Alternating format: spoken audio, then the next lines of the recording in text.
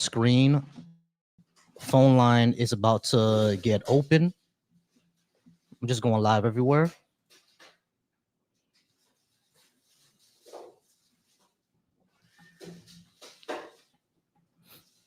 All right, y'all. Phone line is about to be open. All right, user, I guess you weren't here before. So as I said before, user, you can either call this number or you can just go ahead and request up. Hold on, my seat is a little low. There we go. Yeah, my seat was a little low. But yeah, so user, you can go ahead and call in the line or just request up because by the time I answer, my YouTube handle is Volcy Thoughts. It's the same thing. It's the same on YouTube, and it's the same on Instagram. So you guys can follow me there as well. So yeah, phone line is open. If you like to talk about what I have on the board, go ahead and come on up. I would appreciate it.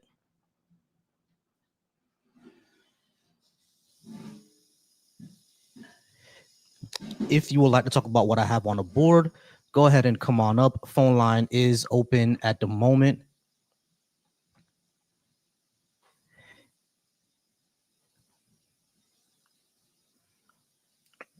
Let me just switch over here. Yeah, but if you want to follow me on YouTube, my YouTube is the same thing, Volcy Thoughts. It's the same thing on Instagram, and it's the same thing on Twitch as well. I don't use Twitter as much anymore because Twitter is a hellscape of Nazis. So I'm not really using Twitter like that. But I do pop back in there every once in a while. I pop back into Twitter every once in a while, just to see what's going on there. There are a few folks that I follow on there that give some information that I like to read. So, but yeah, y'all go ahead and keep tapping that screen. Phone line is open. If you would like to talk about something I have on the board, go ahead and hit that request button, or you can go ahead and dial that number, and we'll go ahead and have a fruitful, delightful conversation if you would like. Hope y'all doing all right on this Thursday night.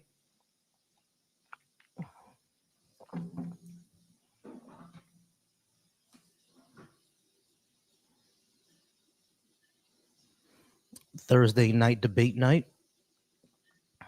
I'm live every Thursday through Saturday. Actually, Thursday through Sunday. I'm live every Thursday through Sunday.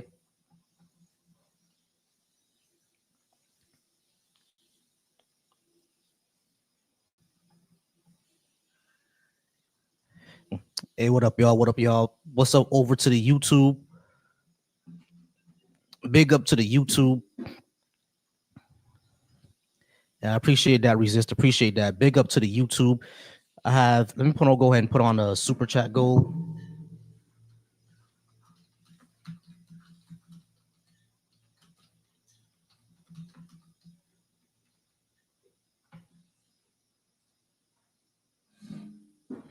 All right, start that super chat goal. And what up if you watch me over from the Deconstruction Junction or over on the Black Atheist Coalition channel? I appreciate y'all there. Once again, you could go ahead and call on in. The phone line is open. That's right. The phone line is open. So if you would like to call in or you'd like to talk about something I have on the board, go ahead and call that number and we will have that conversation.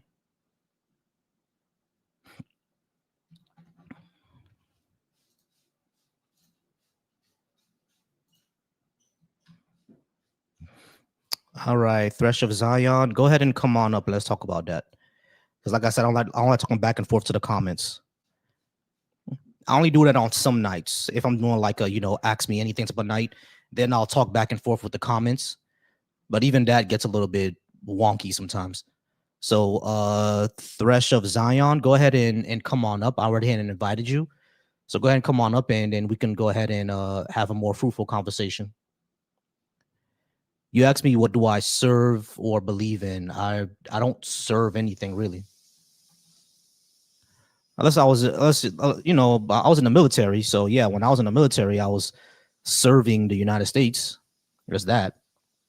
But other than that, um, I don't serve anything. As far as what I believe in, it depends on what you're what you're referring to when you say believe. So it depends on what you're referring to.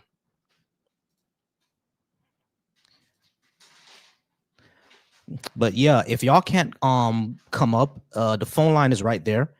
786-530-5941.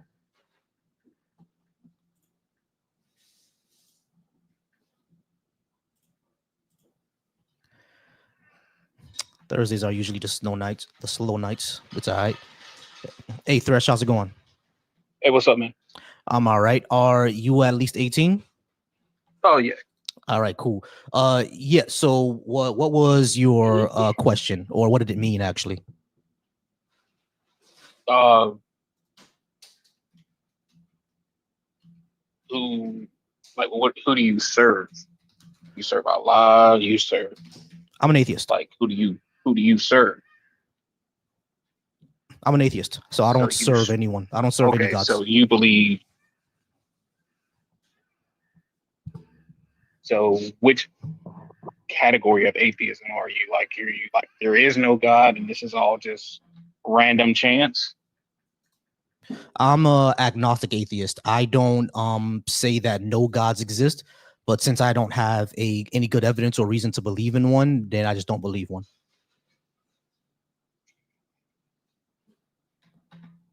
Well, I guess okay. I guess my next question would be, uh, what evidence would you need? Uh, Or you just doesn't matter what proof is before you. It doesn't matter how much proof you see. You're just choosing not to believe. well, if evidence is brought forth, then simply ignoring evidence makes someone disingenuous, right? But um I haven't seen any evidence brought forth, right? The only thing people usually say is, look at the trees. And that's not really good enough for me.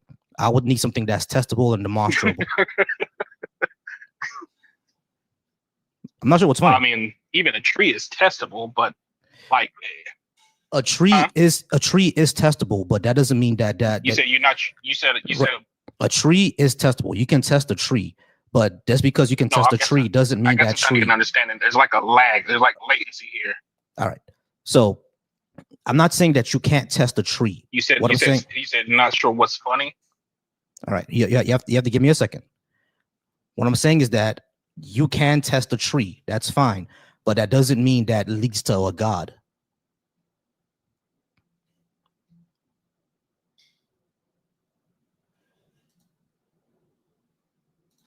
Does the seed come from? I didn't hear you say that again. I think there's or lag. I think there's a lot of lag. Like, I have 4 bars here. I'm not sure what your connection is, but there's a lot of lag here. My connection is fine. I'm on my The computer. last thing I heard you say, are you there? Because your screen is, I guess your screen's freezing. My screen's freezing. Say that again. All right, so I'm good, man. It might be you Yeah, because I'm on my computer. like, So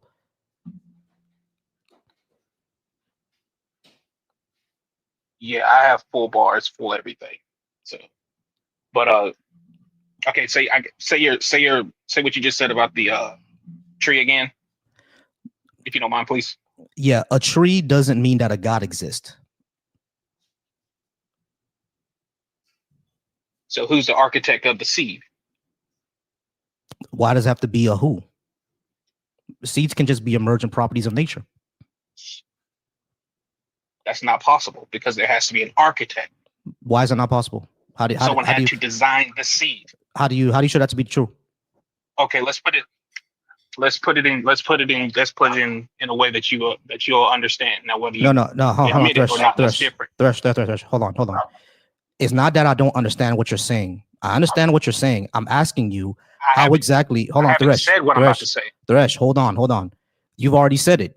You said I'm putting it in a way that you understand. I already understand what you mean. You said it has to be someone that made the seed. What I'm asking you is, what I asked is, why does that have to be something and not, why does that have to be someone and not something that's just an emergent property of nature. You said it's impossible. It has to be an architect. And then I asked you, how do you show that to be true? How do you show that there has to be an Because of the architect? environment. Right. So we know that trees make seeds, et cetera, et cetera. This is what plants do, right? This is all like botanical science. But unless you're gonna say that all botanical science is wrong, how do you actually show that to what you're saying is That's true? not what I'm saying. Okay, you don't know where I was going with my statement. That's why I was trying to say, hold on one moment, please. All right. Because you don't know, because right, I was giving you something completely different. All right. So how do you show that there's an architect behind nature? How do you show that? Because there isn't a single thing that is placed into a thing to thrive without the environment being specifically tailored or crafted for it. That made no sense at all, bro. A tree. Okay, so here it is. A tree starts as a seed, but before that seed can become a tree, it needs what? An environment specifically tailored to it. Of course. So that doesn't happen by chance. Yeah, it does. We see it all the time. No, it doesn't have to be. It has to be orchestrated. It has to be orchestrated. No, it doesn't. What? No, it doesn't. It doesn't have to be orchestrated. No, it doesn't. Where do you see it happen? Where do you see it happen all the time? Jungles, oceans.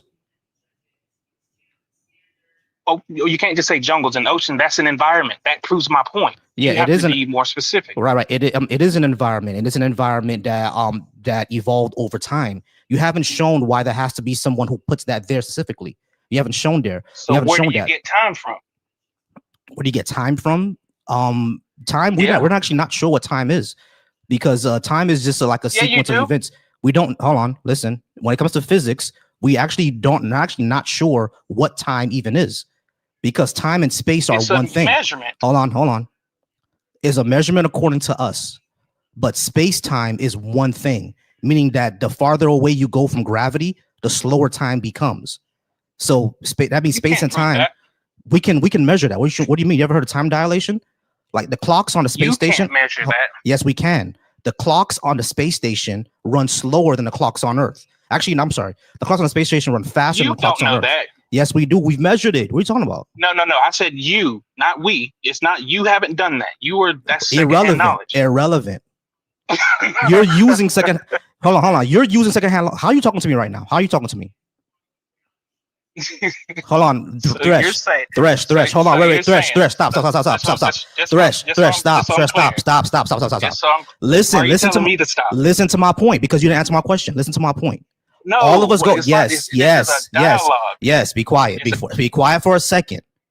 You need to actually address what I'm saying here, because you just can't laugh off the fact that I didn't do the experiment myself and I'm going off of secondhand knowledge. You also go off of secondhand knowledge. You know how I know that? Because you didn't build this app, did you? So how are you talking to me right now? Did you build a satellite? You didn't, right? So you just can't laugh off that we go off secondhand knowledge. You also go off secondhand knowledge. I'm gonna unmute you now. Go ahead. So again, the example is a seed. We are talking about a seed, Thresh, a tree, and an environment. Hold on, Thresh. You need to actually address what I said here. You just can't laugh off and say that it was measured that clocks run differently the farther away from gravity that you go. When I said that, you said, "Oh, you haven't done that. You're going off secondhand knowledge."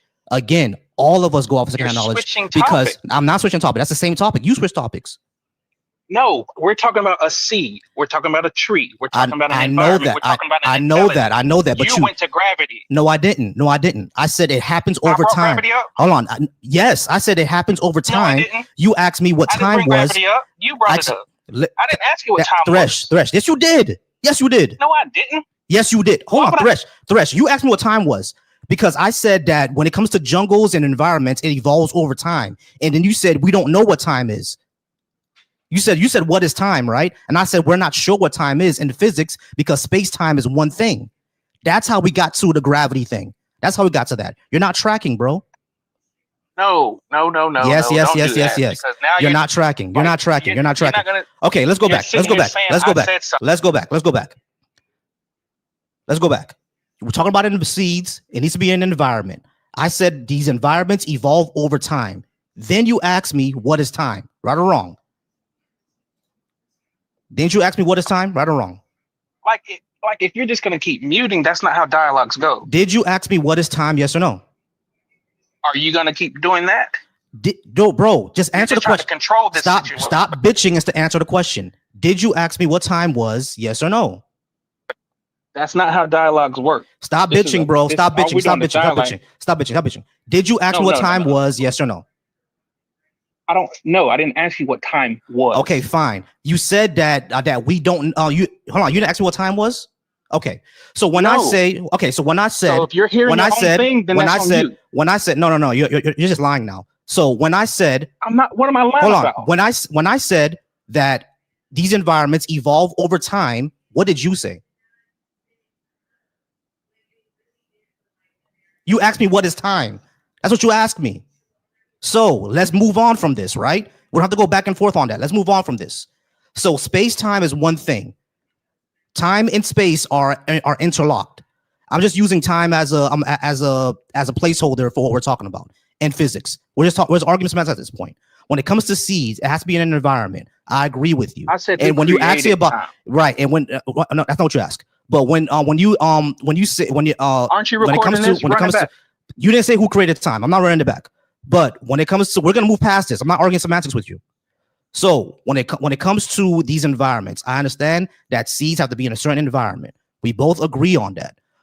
Now you said that has to be an architect behind the environment. What I'm saying is that what the evidence show is that these environments evolve over time, right? When I say evolve over time, meaning that millions of years ago, this is how we get these environments, and we know that through several experiments, through physics, through chemistry, through geology, and through botany. Yeah. That's how we know these things happen, right? So who what I'm asking started you, it? all these things. What do you mean? Who started it? Why does it have to be a who? These things are emergent. That's what I'm saying.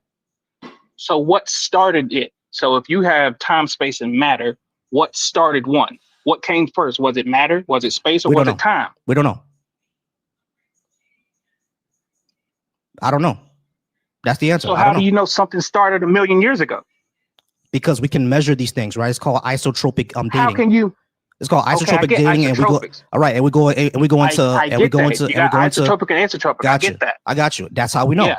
That's how we know because we can isotropic diamonds. I get it. They show a certain spectrum of light. I get all of that. Exactly. So we can started it. So that means if we can date these things, that means that we know where it comes from. When you say what started it, it's a series of things that started. So how do you? It's not. So hold on. You just said Thresh. You know where it comes from. I was trying to answer you. When you ask what started, comes from. Thresh, hold on. I'm answering you. When you say what You're started it, I'm trying to answer you. Shut up for a second. When you say what started it, it's not just one thing. It's a series of things that could start it. It's not just one thing, bro. What started first? What came first? We do not know, bro. We don't know. No one knows. How do you know where it comes from if you don't know what? How do you know where what comes from? What are you talking about? Clarify. Time, space, matter. How do you know it started a million years ago? How do you know it started a million? Because you're isotropic. 13.4 billion years ago. That's how much we can. That's how much we see back in time. So you can look. Okay, 10-4. Yeah, when you look into the night sky, when you look at stars, those stars are millions of light years away, meaning that the light took millions of years to get here. So when you look into the sky, you're actually looking back in time. Yeah, I get all of that. Great. That's not new. That's old. So my question is, with all of that, you're saying it's just random chance. We don't know what started the Big Bang, bro. We have no clue. That's the answer. But just because we don't know something must have started it, yeah. But just because we don't know. So there we go. Now we're here. I'm glad you can admit that. Now we're here. Of course, I've been admitted that. Everyone knows that. Everyone, because nothing can exist, right? Something had to start the Big Bang. All of us agree with that. But you're saying that something can't be who. Right. What I'm saying is that why would you assume it's a who when you don't have evidence? Answer the question. That's not what I said. I didn't say it can't. I said answer the question. Listen, you're not tracking again, bro. Listen to what I'm saying. You're too excited. Listen to what I'm saying. I'm not excited. It's actually getting kind of drab. Yes, you are. Because you just proved that you're. It's actually getting kind of jabbed. You're just proving that you're proving my point right now.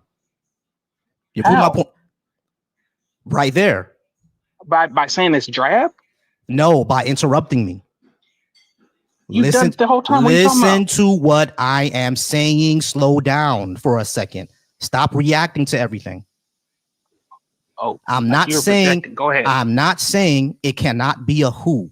What I did say is that we have no reason to assume that. That's what I said. Look at the proof you just gave. That's all the Thresh, more reason Thresh, to Thresh, assume. Thresh, Thresh. Listen to what I'm saying. Just because I something just started, did. hold on, no. You're not listening. Just because Oh something my started, gosh. just because something started the Big Bang doesn't mean it Weird, has to right? be, bro. Chill out. I'm not Just even talking to because, you. Talk. chill Just mute out, me. chill out. Just Just mute because, me and bro, talk. shut the fuck up. Or what? You can't Like just complain mute about me. me muting you, and then when I don't mute you, you bitch again. Just I'm shut not up for a bitching. I second. said mute me. Shut the fuck up for a second. Just because something started the Big Bang doesn't mean it has to be a person or a conscious being or something that has will that's deliberate. It could simply be an emergent property that we simply don't know about yet. Now, your hypothesis is that it's a will, it's an actual being, it's a conscious agent. My question is, why would we assume that? And number two, what evidence do we have of that?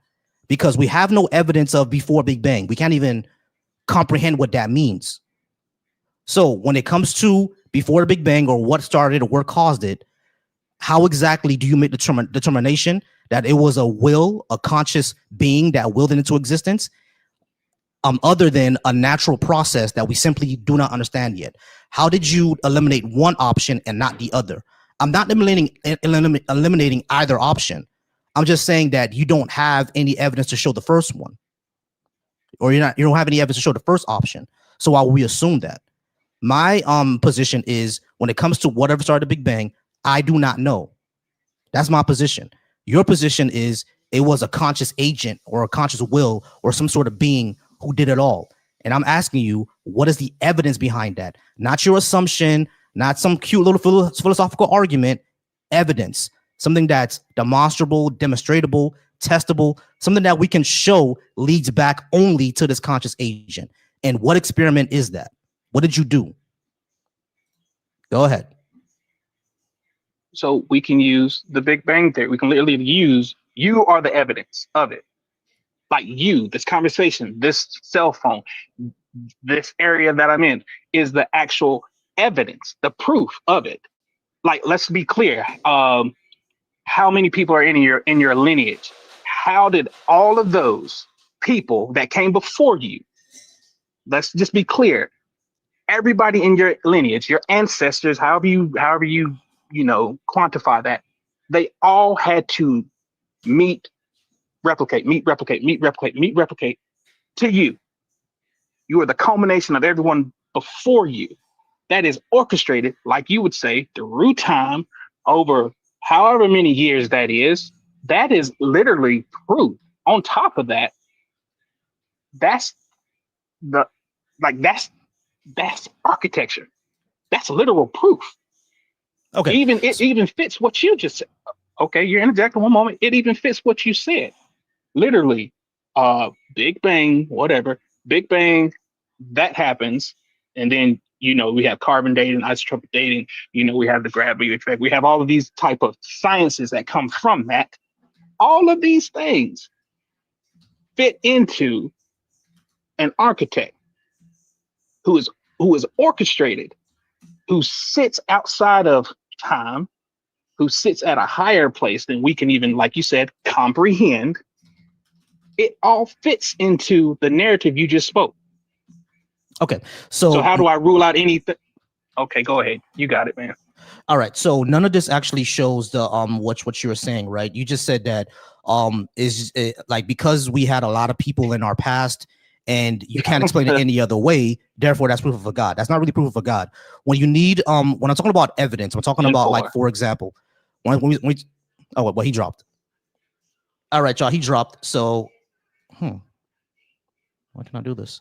All right, y'all, so he dropped. So anyway, I appreciate y'all for being here. I was gonna ask some. I was gonna actually gonna go ahead and let them know what evidence actually is. Like, for example, the Miller-Urey experiment. That's how we know one thing. There's another experiment that they did with gravity. I forgot what that experiment was. Y'all can tell me in the comments. But they did an experiment on gravity where it shows that matter attracts other matter. I forgot what it was. Matter of fact, let me Google that right now. Let me see. experiment that shows matter attracts matter. What's that called again? Cavendish. There we go. The Cavendish experiment. The Cavendish experiment shows how matter attracts other matter. So when I ask for demonstrable proof, and anybody can do a Cavendish experiment, right? Or anybody can look at can do an experiment to see the how the Earth curves. Basically, you stand on two different points, and then you measure the shadows at miles apart, and that's how you can tell what the curve is. Yeah, I mean, so stuff like that. So that's what I mean by experiment. Simply saying that I had a lot of people in my past. That's not an experiment for anything. All right, your favorite angel. You said that I should believe in Jesus Christ because he died and bled on the cross for me. I have no evidence that's true. So go ahead and please call in. Well, we know that Jesus died, right? And we know that he was crucified on a Roman torture device. But that's all that shows. It doesn't show that he was a god. It doesn't show that he did it for me. It doesn't show anything like that. So you would actually need to show that before you say that this is a proof of a god or anything like that. All right, so your favorite angel, go ahead and call in because I can't invite you up for some reason. So go ahead and call in, and then we can talk about that.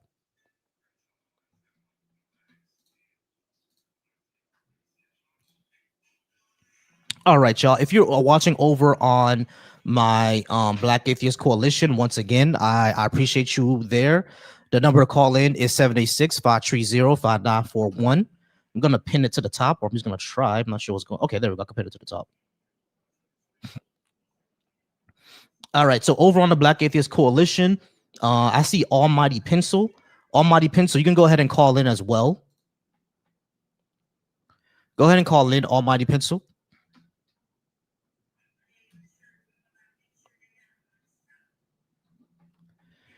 All right, and Jesse Love, go ahead and come on up. We can go ahead and talk about that. What do I know what love and what hate is?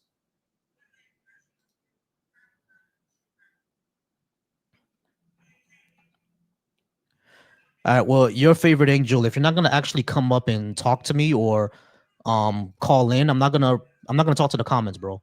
Like that's not what I do. I don't talk to comments. You can call in and we could talk about it because going back and forth in the comments is a waste of time for both of us.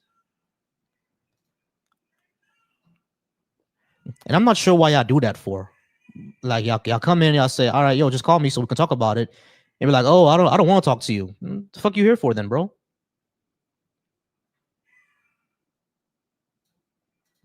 All right, let me pin this 786-530-5941.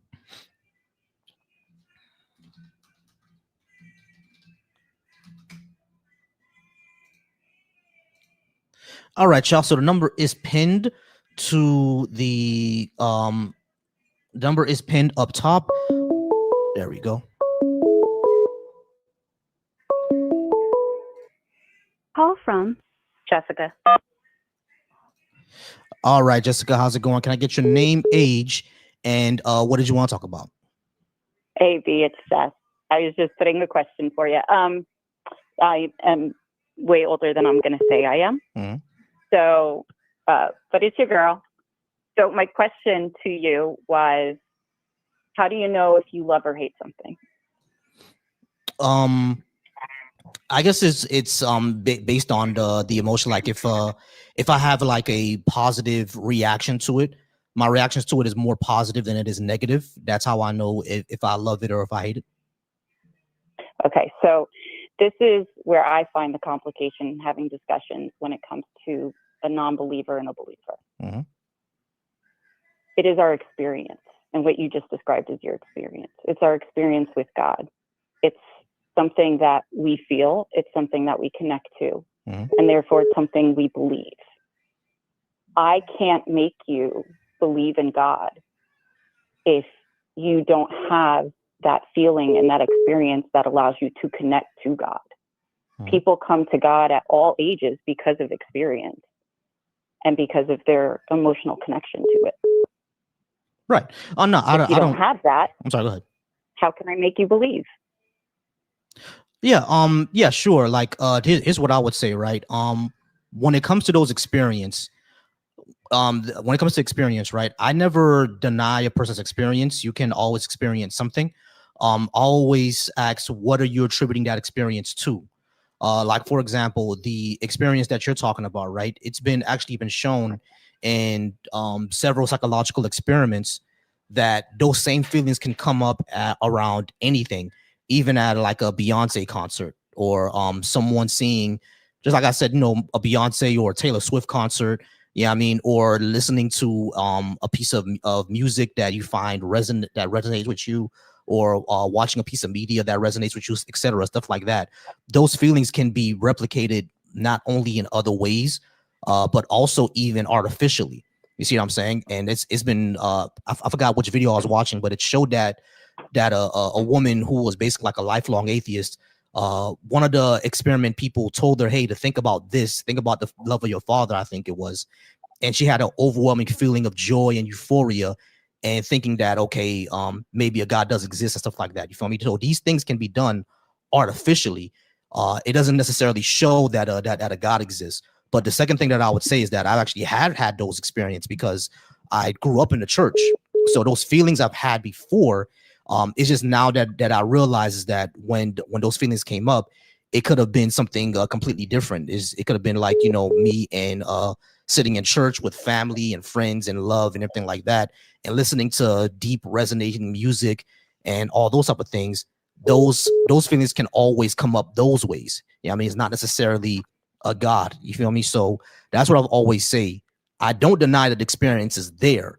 It's always, what is it attributed to? Is it like something that's just emotional that's happening, which is what we all have, or is it the God, and how do we tell the difference? Because a lot of times it's indistinguishable from each other. Well, and I think that's where the arguments fail on both sides, right? Is because you're looking for an evidence. You're looking for I want this to be able to be 100% pinpointed to this belief, where for us, it's a faith that guides us. For me, and I'm very much separation of church and state, one of those people. I still have in my faith I'd rather be wrong and believe there's a God and there not be, Or yeah, and not suffer the consequence. Now, for me, yeah, I can give you one. I mean, you saw what I just went through, 21 days in the hospital. Not sure if I'd make it or not. Have a doctor sit down to me when I'm finally at a good place and tell me, had I been even just 2 more hours, I would have died. They would have been trying to resuscitate me and I probably wouldn't have made it. Where all I went to the doctor for was to get a note for work, right? Because I was sick and I was going to miss work the next day. That was, for me, that was God. That was God saying, here's the timing. We're going to get you there. Something was like, go right now. And I went. And for me, that is God. Okay. Now, I could be wrong. I might be completely wrong. But I'd rather believe that than not believe it. Yeah, I'd rather have something to hold on to in the hard times than have nothing to hold on to in the hard times. Yeah, and good. I got you. And the thing is, you see, I get that, right? Because like when it comes to like bad times, like for example, I had a cousin who passed away just last month. Yeah, I mean, and she's a younger cousin. Yeah, I mean, only 30 years old, like pretty young, right? And she passed away last month. So that's difficult. I know that for my family, they have the comfort of, we're going to see her in heaven one day, et cetera, et cetera. I don't really have that comfort. Like the last time I saw her was the family reunion, and that's the last conversation I'm ever going to have with her. And in my head, right? That's it. That's it for us. I'm never going to see her again. So even though that finality is heartbreaking, the thing is, I still have the fact that I was able to spend those 30 years with her. Yeah, I mean, and when she was passing away, I was one of the last people that she saw, and she had enough strength to give me a hug and tell me that she loves me. Yeah, I mean, so the fact that even though it's a finality, like I'm never going to talk to her again, I can still keep her alive through my memories, And not only that, life becomes a lot more precious to me because that's it. You only get one. You're never going to see that person again. So you better make sure you treat them right the first time. You see what I mean? But the second thing I would say is that it is kind of Pascal's wager. I'm not sure if you heard of that. Well, I'm pretty sure you have heard that. But it is kind of Pascal's wager of, I'd rather believe in and be wrong than not believe and, I suffer some sort of consequences. I will need to know these consequences exist first in the first place. And not only that, like once you get consequences in another type of religious tradition, unless all religious traditions are right, yeah, I mean, and then you go to the heaven in your tradition. You see what I'm saying? So if that's the case, then I don't really have any. That's more universalism. I don't really have any big beef with that belief. It's more on the I will suffer the consequences if I don't believe, because it's like, why would you suffer consequences for not believing in something that we can't really show to be true?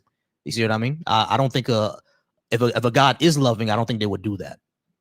If that makes sense. Let me give you. Yeah, it does, and I'm going to give you my opinion. And I'm sure I'm probably going to get bashed by somebody who's an ultra religious person.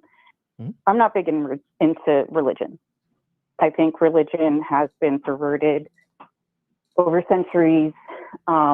People have been denied rights. It's been used for horrible things. It's been used for good. I grew up in you follow the love of Jesus, right? Mm. We have the Old Testament, and there's a reason we have Jesus now, right? Because in the Old Testament, it was punishing. It was brimstone, hellfire, all of that. And God came to teach us a better way. So for me, I'm not going to condemn anyone to hell. I'm not going to say if you don't believe, you're going to hell. To me, my God teaches me my only job in this life is to show you love, to show you compassion, and to say, hey, I am this person. And part of it is tied into my belief. Part of it's not, because, well, at the end of the day, God gave us free will, right? Mm-hmm. So I get to decide if I'm going to follow that belief. That doesn't give me a moral compass. It doesn't do any of that. Mm-hmm. So I know on your last conversation with the guy, he was like, oh, you can't be a moral person if you don't believe in God. And I wanted to tell you that's absolutely incorrect. And this is the problem with religion, right? It teaches us that. Yeah, I got you. That's where we get our morals and values from. And it shouldn't be where we get our morals and values from. Gotcha. It should just be a guidance and a comfort for us. Yeah. And something we reflect on in our time, in our private times, in our quiet thoughts.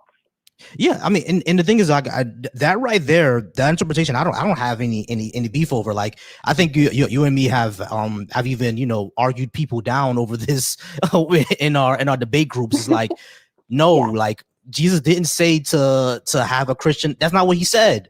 You know what I mean? So it's like, no, I agree with you. So that's why I said that interpretation I've never had a big beef with. I've always said that the type of Christian that James Tallarico is, the type of Muslim that what's his name, Mamdani is, that's what the entire point of it, right? Yeah, I mean, which is why I never go out of my way to bash any of our any of the leadership, whether the Democratic or Republican, if they're all about this is my faith and this is what I use to reflect, to have for my comfort times, and it teaches me to be charitable and good to people, I be having no beef with that. You feel me? Which is why when I do community work, even though I tell them that I'm a non-believer, I don't have any beef with them. You know what I'm saying? So they know that I'm not trying to say, oh, burn this Bible or whatever. I'm never gonna do that. You see what I'm saying? So like I appreciate that. Not only 100%, because I've told you I'm going to pray for you in times over the years that we've been friends, and I've said, hey, I'm praying for you when you've gone through something. You've never been like, don't pray for me, I don't believe in a God. But I think that's what makes that's two people showing. I'm showing through Jesus, like, hey, this is me, and I'm here for you, and we have this connection, and I'm going to reflect what I believe, and I'm going to hope you see Jesus's love and light through me. And that's how I can show it to you. Yeah. But and that's what I appreciate. I'm the type of person who's going to be like, how dare you? Like, I told you I'm an atheist, or I told you I'm this. an agnostic. And mind you, I will be very honest with you. I come from a family where my father's agnostic and my mother's a born again Pentecostal. Mm-hmm. So I have two very, very opposite sides of the spectrum, and it taught me to love even more. Yeah, exactly. Like, and that's how I am, right? I don't have, because a lot of people think I'm an anti-theist, and I'm not an anti-theist at all, right? I don't think we should outlaw religion. I think that's crazy.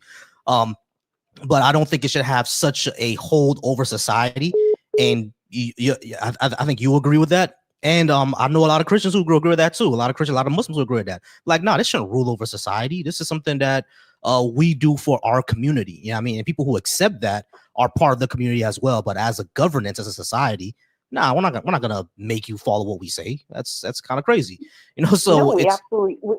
Yeah, go ahead. Religion should have no place in our government. And this is a big thing. And, you know, I have a background in law enforcement, and I even just was speaking to my kids yesterday, and I said, morality and the law typically do not intertwine. They are not working parallel. They are not the same things. Therefore, government and religion shouldn't be intertwined either. Yeah, exactly. Now, that's my personal view. I can't make anybody else think that. Yeah, exactly. All right. So Jessica, I did have other calls. I'm trying to get to them now. Yeah, go for it, man. All right, but I appreciate you. I'm calling anytime.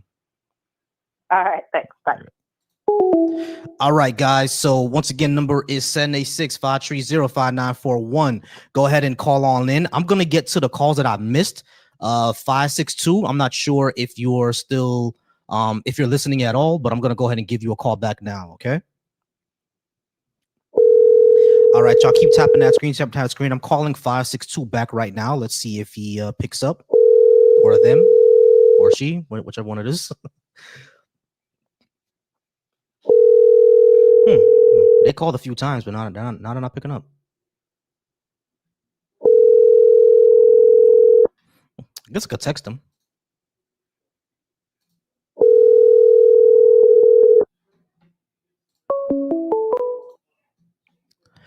Call from John. All right, John, with the phone number 203. How's it going? Can I get your name? Or I got your name already. Is John. And John, are you at least 18? You there, John? Yeah, I'm over 18. Actually, you got an echo. I don't know why. You said I'm echoing? Am I echoing to anybody else in the comments? Let me know if I'm echoing in the comments. But yeah, John, let's go ahead and still try to talk. What did you want to talk about? Okay. Oh, no, I saw, he said, why should I believe in your God? Yeah, number one is why should I believe in your God? And number two is why should I support Trump? Which one did you want to talk about? Number one, number two? Let's talk about God. All right, sure. Let's talk about number one. Cool. Number one. All right. Yeah. So why should I believe in your God? I am a non-believer. I'm an atheist. I don't think there's really any good evidence for a God at all or any religious tradition. But I'm assuming that you think so. If you have any type of religious tradition, let me know what it is and why should I believe in that one?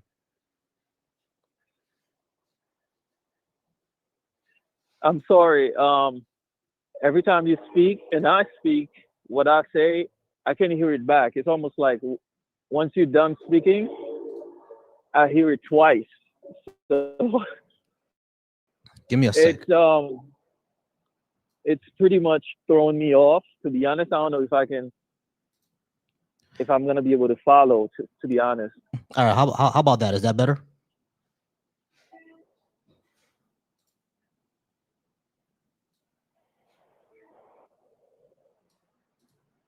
John, is that better? Like a delay. I still hear my voice talk. I stopped talking like a few seconds ago, and I still heard what I said. Okay, I'm not sure why that is. If you have if you have one of the streams still going, like on TikTok or YouTube, that might be the reason. So you may have to swipe out. Okay. Oh, so I should turn off TikTok? Yeah. Swipe out of TikTok, and then you'll be able to hear me better. I see now. Yeah, it worked. That works. Okay, great, cool. So yeah, let's go ahead and talk. So if you have a religious tradition, let me know what it is and why do you think I should believe in that one? Well, I'm a Christian, Mhm. and I'm not Christian just uh because of my family. Mhm. I had personal spiritual experiences with God, uh, and you know, I grew up in the church. Basically, my dad is a preacher, so I wasn't really following my dad. I was doing my thing. You know what I mean? Mhm. So um, I would say, you know, my mom is a believer. She's praying hard. Over the years, she was praying for me to actually give my life to Christ, Mhm. and her prayers came. You know, God answered her prayers, and I had a lot, and I'm still going through a lot of experiences. You know, a lot of dreams and a lot of spiritual encounters and stuff like this. So the reason why I can tell you that God is real, and I can point you to things to for you to look up for yourself is not only God prophesied in the Bible and they come true. You know what I mean? Before Christ died, he already told us he was gonna die. The prophets spoke about Christ to come and died for our sins. You know, Christ pre-existed Mhm. before he incarnated. So those are pretty much tangible proof that there is a higher power. Now, I'm assuming you believe in some kind of power because you said, why should I believe in your God? Am I No, I'm an correct? atheist. I don't believe in any powers. But when it comes to what you're saying, right? Let me see if I can follow. You're saying that Christ predicted his own death. Yeah, I mean, Yeah. yeah, he was an enemy of the state, so yeah, like even MLK predicted he would die. But when it comes to uh whether we can show, because really Christianity rises and falls on the death and resurrection of Jesus Christ. If that didn't happen, then Christianity would be untrue at that point. Um, I but agree. there are several things that we have to consider. Number one, we have to consider the first sin of Adam and Eve, because without the first sin, the death and resurrection of Christ is useless. There's no reason for it. But the second thing is, how do we actually show that Jesus resurrected, right? Because none of us can go back in time to record it and see it. So what evidence do we have that it actually happened? And when it comes to things like history, when it comes to things like science, we can't really take supernatural claims seriously, because if we take that one seriously, why exclude all the other supernatural claims at that point? And if we're going to include all the other supernatural claims, are we going to say that all religions are true? And if we're going to say that, then why should we particularly follow the Christian one? At that point, it's Oh, just your favorite choice of music or your favorite choice of anime at that point, right? You're just going to be a fan of one of the ancient animes. So we need to show that Jesus actually rose from the dead first, even if we give you all the prophecies. And even in those, there are problems there, right? Because a lot of these prophecies are very, very vague. A lot of them aren't even not about Jesus. Some of them Jesus didn't even fulfill. It's a lot of issues there, right? So even if we give you that, how do we show that he actually rose from the dead? What evidence do we actually have of that? Because we really don't. well, we can use common sense because, and I'm not saying common sense as a disrespect. You know what I mean? I'm just saying, why would 12 guys follow one guy that they didn't even understand who this guy was when he was with them, right? And this guy predicted his death and said he was going to rise again in 3 days. Actually happened. They saw him and they all died as a result that they actually saw him. And ain't nobody's going to die after a lie, especially the way that they die, Mhm. the worst way possible. There's no one on this earth right now, I can almost guarantee you, that's going to lie and know that they're going to throw them in like a pond with alligators because they lied. Mhm. All they have to do is say, "Yo, I was lying," Mhm. All for right. them So to save their lives. all right. So And yeah. they actually say, "Kill me. I'm Mhm. going to be with this person." Gotcha. Okay. So yeah. When Something happens. right. Okay. So yeah. No, number one. I agree with you that no one dies for something they know is knowingly a lie, right? At least most people. Most people are not like that. They don't die for something that they know is a lie. They die for Yeah. their true beliefs. But just because they died because they truly believed it doesn't mean what they believe is actually true. Because again, there have been people who have been killed in the name of Islam as well, in Hinduism. People who've been killed in the name of in Hinduism too. So For you're how did they die? Muslims killed them. So the thing is, what I'm Oh, trying to come say on, is, bro. It's hold not on, the same. hold on, listen. What I'm trying to say is that people die for their beliefs all the time, but it doesn't necessarily make their beliefs true, right? That's the first thing. But the second thing, when it comes to people who are following Jesus could have been a charismatic guy. That we have that nowadays, right? Like Jim Jones. Jim Jones was very, very charismatic. He was able to get over 1,000 people to follow him.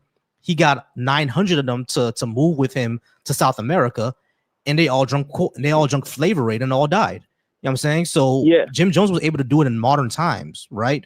So it's not really surprising that people would follow this person in ancient times. 12 of them will follow him, especially if he's charismatic, especially if he's a teacher, everything like that. Like there are people who are going to follow this guy. So I'm not denying that there are people who follow them, but just because they died for it doesn't necessarily mean that the belief was true. They just could have believed something that was Now wrong, you know? no.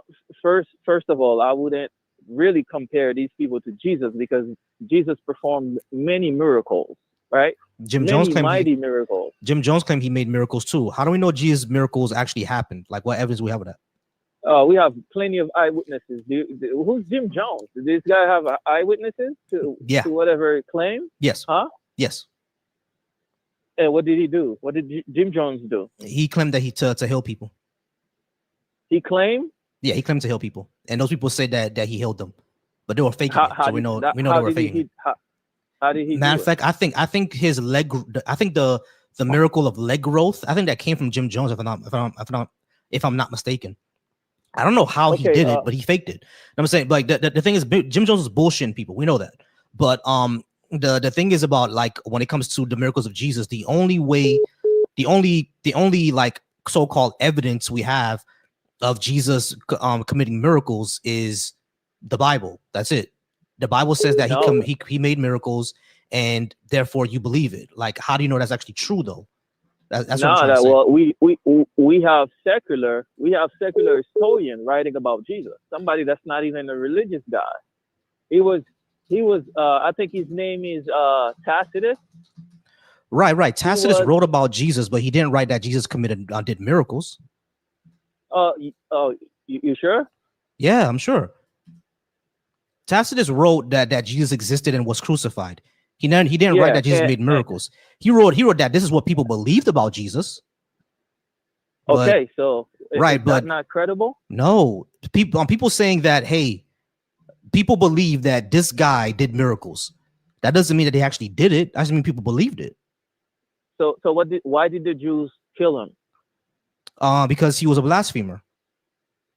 He was a blasphemer. Yeah. Remember he came to be equal to God. No, I know. I'm just asking you. But do you not believe? So you believe the Jews? So you believe Jesus existed? You truly believe that? Jesus existed, but that doesn't mean that he was a god. Oh well, that's a whole different topic. But if you believe Jesus existed and the Jews killed him for blasphemy, then why would they kill him for blasphemy? They didn't just kill him for blasphemy. He was performing miracles in front of them. They But knew. no, but the thing is though, there's no evidence that's actually true. That's what I'm saying. Like we just can't say, oh, the Bible says he did miracles, therefore he did miracles. How do we know he actually did it? Okay, so let me ask you a more personal question. I see a flag. I see that you're from Haiti, right? That's right. Or born and raised, or I was born and raised in America. you My parents are from Haiti. I used to spend my summers over there when I was a kid. so any abnormal activities when you went back there? When you went to Haiti back then? Yeah, there were You heard activities. anything at all? Yeah, there are plenty Any? people there are plenty people who said that folks did voodoo, but that's bullshit too. That doesn't exist. Oh, all right. Well, if well, and your parents agree with you on that, No, so they don't agree with you, so they know it's true, it's real. they think it's real. I don't think it is. Because if voodoo was real, how come I'm not a cat? Because someone told me they were gonna turn me into a cat, and that never happened. Well, it doesn't mean that it's not true. They can't do it. They probably didn't do it. But I was born and raised in Haiti, and I can tell you for a fact that's all true. Ain't no You can Lugauts, ask. bro. Ain't no Lugauts, bro. No one No, transformed well, anyone into a cat, bro. you can't really say there ain't because you don't know for real. You wasn't really there to Let me know ask you a if it's question. true or not. Let me ask you a question. It Let me ask you a this question. sounds Hold on, it let me ask you a sounds question. Let me ask fictional, but it's true, bro. let me ask you a question. If voodoo was Go ahead. real, how come France is still one of the most powerful countries in the world? It doesn't work like that. It Exactly. doesn't work like that. It's bullshit, bro. It's bullshit. No, it's not. We can agree to disagree. I grew up in Haiti, bro. I grew up in Haiti. I know what I'm saying. All right, so You know. let me get this straight. Let me get this straight. So we only using voodoo to hurt each other. We're not using voodoo to hurt the colonizer. Why would we do that? That's stupid. Well, I see what you're saying, but it doesn't work like that because the root of it is pretty much you going after a source. Have you seen when? Have you ever seen people performing rituals Yeah, when I've they're seen like it, bro. dancing there with you? I've seen it, bro. And My have you seen grandmother that? Like, my grandma was a mumbo, bro. So like I've seen it. okay, okay. So have you seen your grandmother using the white powder and then doing some kind of like Yeah, I've seen that. Here's some one thing. stuff on the floor with I it? got you. I got you. I All got you. that is So right. all So that is portals for I them to know, I know, I know, call I know what it's spirits. supposed to be. I know what it's supposed to be. Here's the thing: when it comes to some of those rituals, right, like the powder is an actual real chemical, and that can knock some people out, and it can slow their heartbeats to the point where you think that they're dead. That is an actual thing. That is an actual thing, but it's chemistry. It's not magic. It's just chemistry. No, that's not what I'm talking about. I'm talking about they use a regular powder and they draw a symbols on the Yeah, the floor, circle and the right? vivid. Yeah, I know what you're talking about. I know because I've been to a Yeah, ceremony. I know what you're talking about. But the those are those are portals. Yeah, the exactly. way portals that I they got you. call demons and spirits. I got you. I understand. The thing is, when it comes to voodoo, they don't actually worship demons. You call them demons, but these are just like old African gods, right? But that's the thing that Ex- annoys me. Hold on, let me just put this part out there. The part that Go annoys ahead. me is that why is our African spirituality, our African tradition, why is that so demonized so much? Why should we accept the tradition and ancestors of somebody else? Because Christianity didn't come from Africa. It came from the Levant. It came from Israel. Why is that the truth? No, Hold on, wait, hold on. Stop. It did come from Israel. You can't say no. Because you're just talking about Jesus. Jesus was born in Nazareth or Bethlehem, one of them. That's in Israel. That's not in Africa. So this is a completely different ancestor, right? Because someone's completely and different. But okay. what I'm asking is, why is our ancestors, our traditions, why is that demonized, but we have to praise someone else's heritage? Why is their heritage better than ours? Listen, it's not. It's not. It's all spiritual, right? So there's one true God, one true Creator, one living God. So everything else is dead gods. You know what I mean? But So John, you have to understand what I'm saying, bro. You have to understand what I'm trying to I say. understand exactly what you're saying. That's where I'm leading to. I know, Okay. but you keep on So saying, hold on, wait. You keep on saying there's only one true God. What I'm asking is, the God that you're talking about is some foreigner. That foreigner brought us to our land. We had our own the tradition 1,000 years before Jesus. He's a foreigner. What I'm asking is, why should we worship another person's ancestor? Why not worship our own ancestors? Because that's well their ancestors, bro. That's not our ancestor. we worship. No, it's not their ancestors. It's because according to Genesis, God created Adam and Eve, Genesis is and from bullshit, Adam bro. and that's your opinion. That's It's cool. not But my opinion. There was no Adam and Eve. Adam and Eve never existed, bro. okay, so where does life come from? Life comes from evolution, a single cell organism. We're all related. From evolution, life. Evolution. Yes, evolution. A single cell organism. Walk me through it. How did it start? Ain't no way you went through high school and never learned about evolution, bro. You serious? No, no. You don't have to. You don't have to. Just go ahead. Dumb it down for me. All right. Life started with a single cell organism.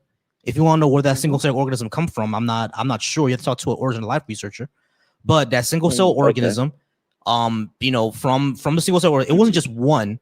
When we say single cell organism, it's not just one single cell organism, and that's the only one across the earth. You know what I'm saying? We're talking about like life in the ocean. It was just single cell organisms in the ocean, and over time they changed and adapted to their environment and became multicellular, which is what we are now. We're a multicellular organism, and then life left the oceans, et cetera, and evolved from there. Like all life comes from a single cell organism. Like there was no Adam and Eve. Adam and Eve never existed. Okay. And that's your belief. No, that's the evidence that we have, because we know that because we're multicellular organisms, right? Like you agree with that? We're multicellular. I agree. Right. So because we're multicellular organisms, that had to come from somewhere. So because we're multicellular organisms, the further down in the fossil record that you go, life gets more and more simple. It has less and less cells. So if it wasn't evolution, how would you explain the fossil record showing that the deeper that we go into the earth, the less complex life is? So you really believe we came from monkeys, and then human beings? We are apes, bro. We're apes. Humans are part of the great ape family. I understand. I understand. Hold on. Let me just say this. I understand the sensitivity around this, right? Because in order to dehumanize black people, we've been called apes before. So I get that. I get the sensitivity around that. But when I say that we are apes, I'm talking about the entire human species. We're all part of the. We're all part of the ape group. I wasn't there though. I wasn't thinking of. No, I got you. Or color. Yeah. I got you. But we're all part of the. We're all part of the. What I'm saying is that we're all part of the ape group. We're all part of the ape family. Humans, chimpanzees, gorillas, bonobos, orangutans. Why is there apes still then? If people came from apes, why is there still apes now? That's why like those apes doesn't turn into human beings? Hold on. Okay, because evolution is not a ladder. That's number one. There is no goal for evolution. They're not supposed to become us. But the second thing that that I would say is asking why are they still apes is like asking if we both came from a grandfather, why do I still have a cousin? The other apes are cousin species, basically. Like we're humans, and chimpanzees is a cousin to humans, and a cousin to chimpanzees is gorillas, and their cousins are orangutans, and their cousins are bonobos. That's how it happens. You know what I'm saying? Because we're all cousin species. You can't disagree with science, bro. How do you explain us sharing 99% of our DNA with each other?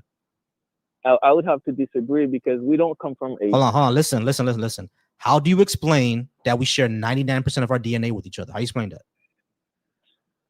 Because there's a God, there's a creator. Right. Because so now you have to show the creator. Now you have to show there's an intelligent mind who created us. So we're related then.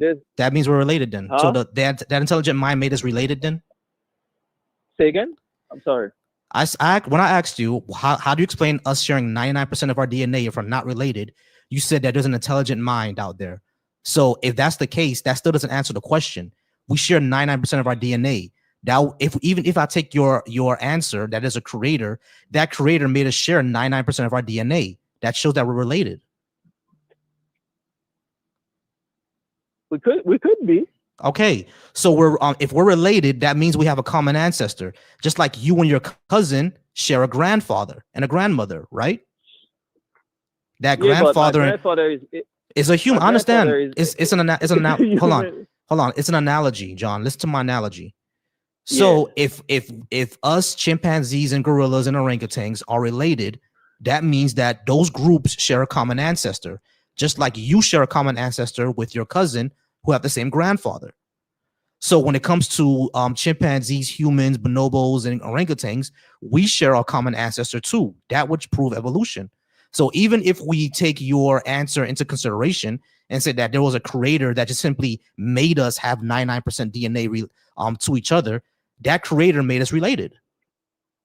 So how do you explain personal spiritual encounters who actually coincide with the Bible stories and not contradict them? The same way that I explain spiritual encounters that coincide with the Quran or the Bhagavad Gita. It's a spiritual tradition. or spiritual encounter about the Quran? What is it? You have to ask a Muslim. Can you give me one? Yeah, actually, I'm asking Muslims. They've said that they've seen like the thing of, you know, the little writings that they have. They've seen it in their dreams, or they talk to the angel Gabriel and shit like that. They can give you spiritual encounters all the time. Wait, Muslims say they speak with Angel Gabriel? I have talked to one who said that. Yeah.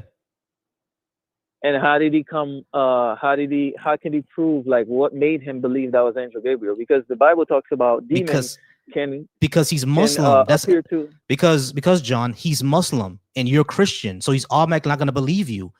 When I bought him, hold on, listen, hold on, wait, hold on. This is what I'm saying. That's what I'm saying. Because you just made the same skepticism that I did towards you, right? His experience with Gabriel was not good enough for him for you to believe him. So why should anybody else Christian encounter be good enough for me to believe them? I agree with you. 100%. We should be able to provide evidence. Okay? Right. I agree. So that's why I'm asking, because the Bible have a plan for us. We have a plan laid out for us to actually know, because there's good forces out there, which is God, and there's evil spirits, there's evil forces. And the Bible actually teaches us how to discern what's good and what's bad. That's why I'm asking. I'm asking questions because I want to know exactly what actually made him believe that he encountered Gabriel. Right, because but the answer, John, is that he's simply a Muslim, and that's why he believes he encountered Gabriel. Just like any other Christian who encounters Jesus will believe that they encountered Jesus and not a demon. It's all the same thing. How do you explain the Muslims who actually encountered Jesus in their dreams and became Christians? The same way that I would explain Christians who became Muslim. It's all religious and tradition, bro. Yes, John. You're really gonna tell me sit here and tell me there's a difference between a Muslim becoming Christian and a Christian becoming Muslim? Yeah, there's a difference. What's the difference? Because Jesus is the only one that anybody can tell you you don't have to be Christian. You don't have to be Christian. Jesus is the only one that anybody that's not Christian or religious would tell you, hey, I had a near-death experience. I see in heaven. I met Jesus. Nobody ever told you they seen Muhammad or Allah when they had a near-death experience. Yeah, they do. You're not gonna hear that. Muslims who have near-death experiences have visions of the same thing, bro. Not Jesus, but in their religious tradition, they see Muhammad and Gabriel and those type of people. They see that. What I'm saying. Hold on. Wait, John. You keep saying how do I explain other religious traditions? But that's a question that you need to answer, because other religious traditions, they don't see yours. They see something else. Yeah, I give it to you that. Hold on. Let me just finish. I give it to you that there are people who convert from Islam to Christianity, from what's the other thing called again? Hinduism to Christianity. That does happen. I'm not gonna lie and say that doesn't happen. That does happen. But there are also people who convert from Christianity to Islam. We see that with black folks all the time. Always converting from Christianity to Islam. That happens all the time. And not through a spiritual encounter. You're not gonna see anybody say, I saw Jesus and he said to I believe in my heart that I have to be Muslim. You're not gonna find that. You will find anybody else, but you haven't outside of Christianity. How many became Christians? How many Muslims have you spoken to that said that when they converted from Christianity to Islam, it was because of a spiritual tradition? Because when it comes to one famous one, Malcolm X, that was a spiritual thing that he experienced that made him turn. He did it in jail, but he took that's when he took the Shahada. So it was a spiritual thing for him.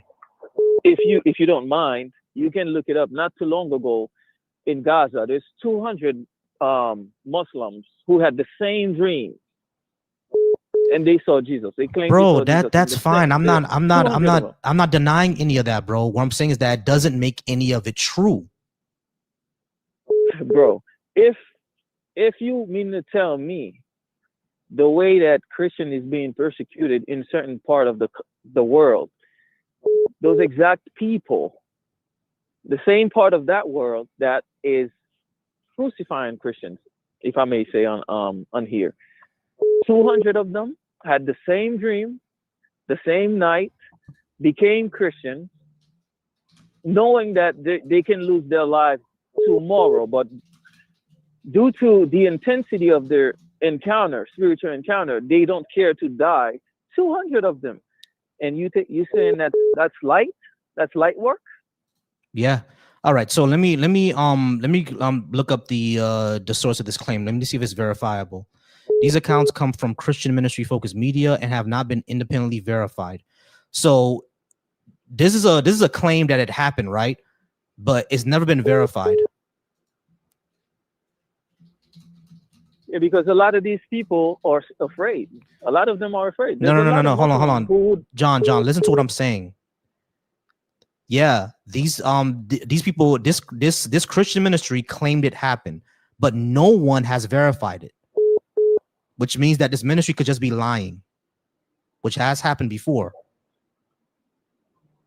So you're saying the ministry is lying about 200 Muslims? Yeah, they could be lying because no one has. Hold on, John. No one has verified this. This claim only comes from that ministry. No one has verified it. No one has come forward to say this is true. Nobody. Do you see the problem there? I don't. I mean, it could be a problem, but there's not enough evidence for me to say, okay, it's not true. But you know what I mean? Hold on, but so, John, why would you just believe it, bro? That's what I'm saying. Because hold on, because John. Because I personally had John, hold on. If I told you I have $10 billion in the Bahamas, quit your job, follow me there, and I'll give you $500 million, are you gonna believe me just because I said so? No, it's not the same thing. Exactly. No, it is exactly the same thing because this Christian ministry. Hold on, this Christian ministry simply said 200 people converted, and you're just believing it. No. It's the exact same thing. Let me explain to you. Let me explain to you why I'm saying it's not the same thing. Because if you were to tell me you have $200 million in the Bahamas, and then you tell me about how you made it happen, and I'm in that industry, and I know it can happen that way, then I would believe you. All right, so John, that means I'm not gonna just believe like. All right, so John, that means so John, that means I provided you evidence. These people didn't provide you any evidence. It simply said something happened, and because you're in that same spiritual tradition, you just believed it. Just because they said so. Hold on, wait. Just because they say so doesn't mean that it's true. That's what I'm saying. I agree. I agree. So what I'm saying is that if no one verified this story, why would you believe it? If no one verified it, even the so-called 200 Muslims who converted, no one can find these people. So why would you just believe it? One, because it could be that they're protecting these people. That's one. Come on, bro. And two, that's true. It's not true, bro. Because there are Christians in Gaza. There's churches in Gaza, bro. And we know what's going on. Right. The people who are being persecuted in Gaza are the Gazans themselves. It's not just about being Christian over there. Because Christian Gazans have been killed by Israel. Which is another problem, which is another issue that I have with Haitians, because Haitians think that Jewish people are magic and support Israel no matter what they do, even though they're a fucked up country. This is what I'm saying. You don't have to generalize it, because I don't do politics at all. I don't do politics. Oh, I do plenty of politics. You should do politics, because at the end of the day, Israel is a fucked up country, but Haitians still support them because they think Jewish people are magic for some reason. Well, I'm sorry that you saying this. I'm not part of those Haitian people that you're talking about. Okay, great. So I'm glad. I'm glad that you're not. No, I'm really happy that you're not. I'm really happy, for real. Yeah, I know. My focus is not none of that stuff. My focus is my afterlife. That's my focus. So what I'm saying is, it's in the Quran that when you practice Islam, there's certain things that you have to do to certain people. This is what I'm saying. There's a lot of Muslims that I'm watching, a lot of Muslims speaking with Christians, and they would love to they come clean. They tell you, hey, listen, I would lose my family if I leave. I have doubts. I can't ask questions. These things are real. So when you ask me why would I just go ahead and believe um, that claim that they made about 200 Muslims in Gaza who had the same dream? Because I'm a guy that have dream. I dream every night, right? I have spiritual dreams every night. So I have spiritual encounters with spirits a lot. I have encountered the spirit of God. So I'm somebody who's deeply impacted by the spiritual world. So I have ways for me to check. The Bible teach us ways to check which spirit is demonic and which spirit is the spirit of God. All right, So but we have John, ways for that. John. This is what I'm saying, bro. Any religion can say the exact same thing about yours, because I've heard Muslims say the exact same thing about Christianity, that the spirits that y'all encounter are demons. They've said the exact same thing, bro. Yeah, That's what I'm they trying to don't have hold on, they have hold on. no way to provide. They don't have a way to Yeah, provide their that holy is book, the true. Quran. That's what they go off of. Just No, like how there's John, hold on, stop. Listen. You go off the Bible to say that the spirits that they encounter is demons. They go off the Quran to say that the spirits that you encounter is demons. How do we know which one of you is right? so what I would what that's a beautiful question. So now we would have to go into those books to see now what the layout is. You know what I mean? What does that mean? I would have to show you verses in the Bible that's telling us how we should distinguish between false and real spirits. All right, They would so have to do the same thing. yeah, So they can't just do. make a claim. Here's the thing. They John. can't make claims. I got you. Here's the thing, John. I've actually sat down and looked at debates between Christians and Muslims, and each of them do the same thing. What you're asking, they've done. You know what I'm saying? So it's like that's the.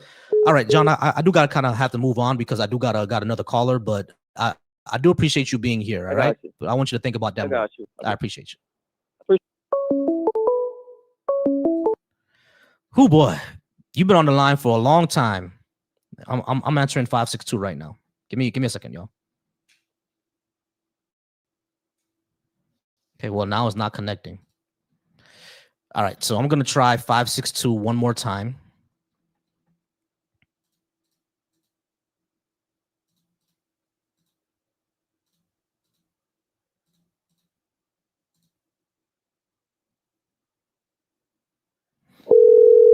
All right, Joe. We're gonna call them seven. We're gonna call him one more time. Yo, right. Hello. There we go. 562. How's it going? Can I get your name, age, and what did you want to talk about?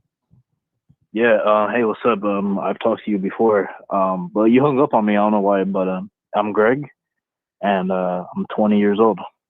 All right, Greg.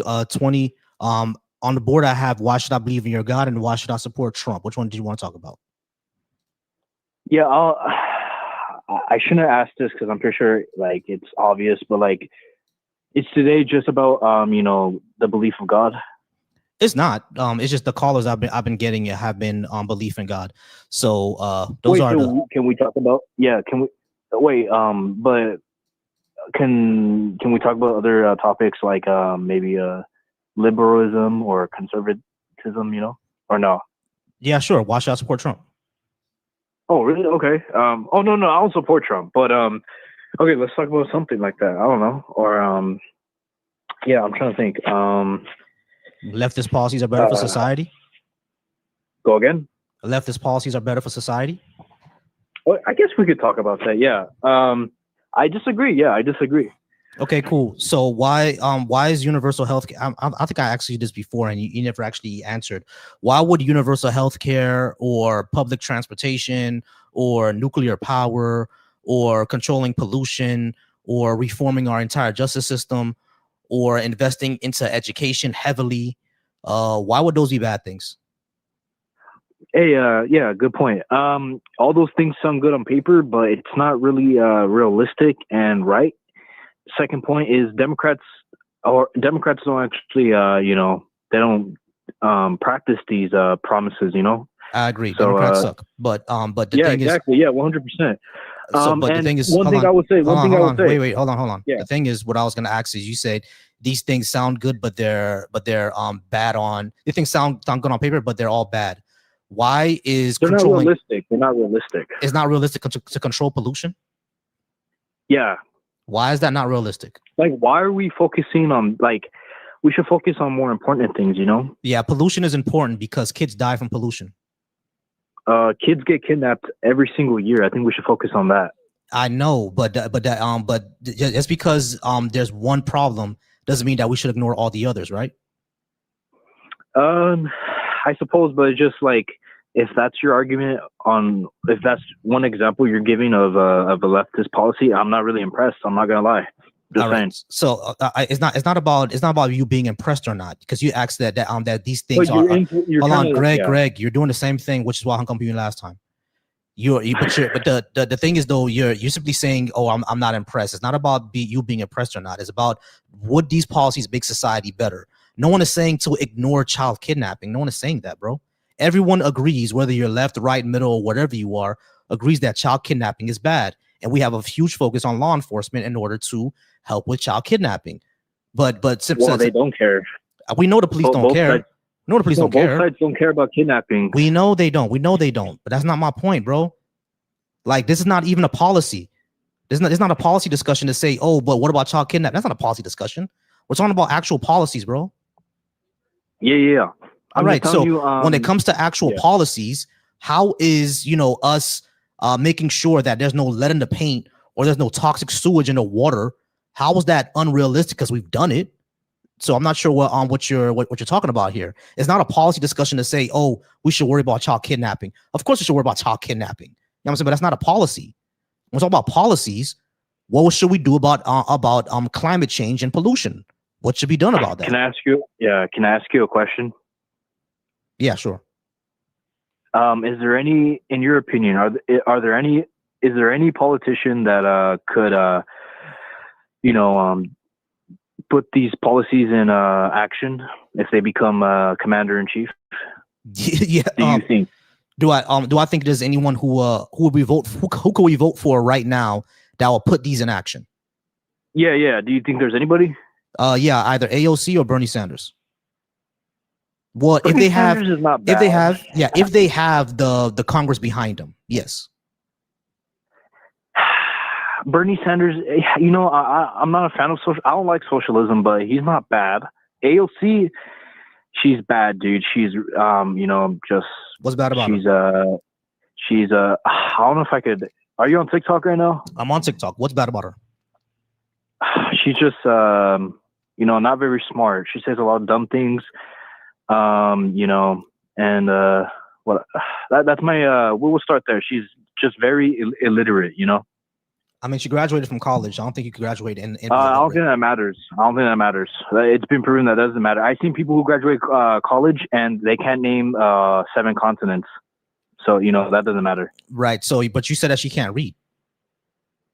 No, I just said like, she's like, have you seen what she said recently? She said that the Mexicans and the Afro-Latino slaves invented cowboys. The Spaniards created the cowboys. If it wasn't for the Spaniards, there wouldn't be no what's it called? I forgot what the hat is called.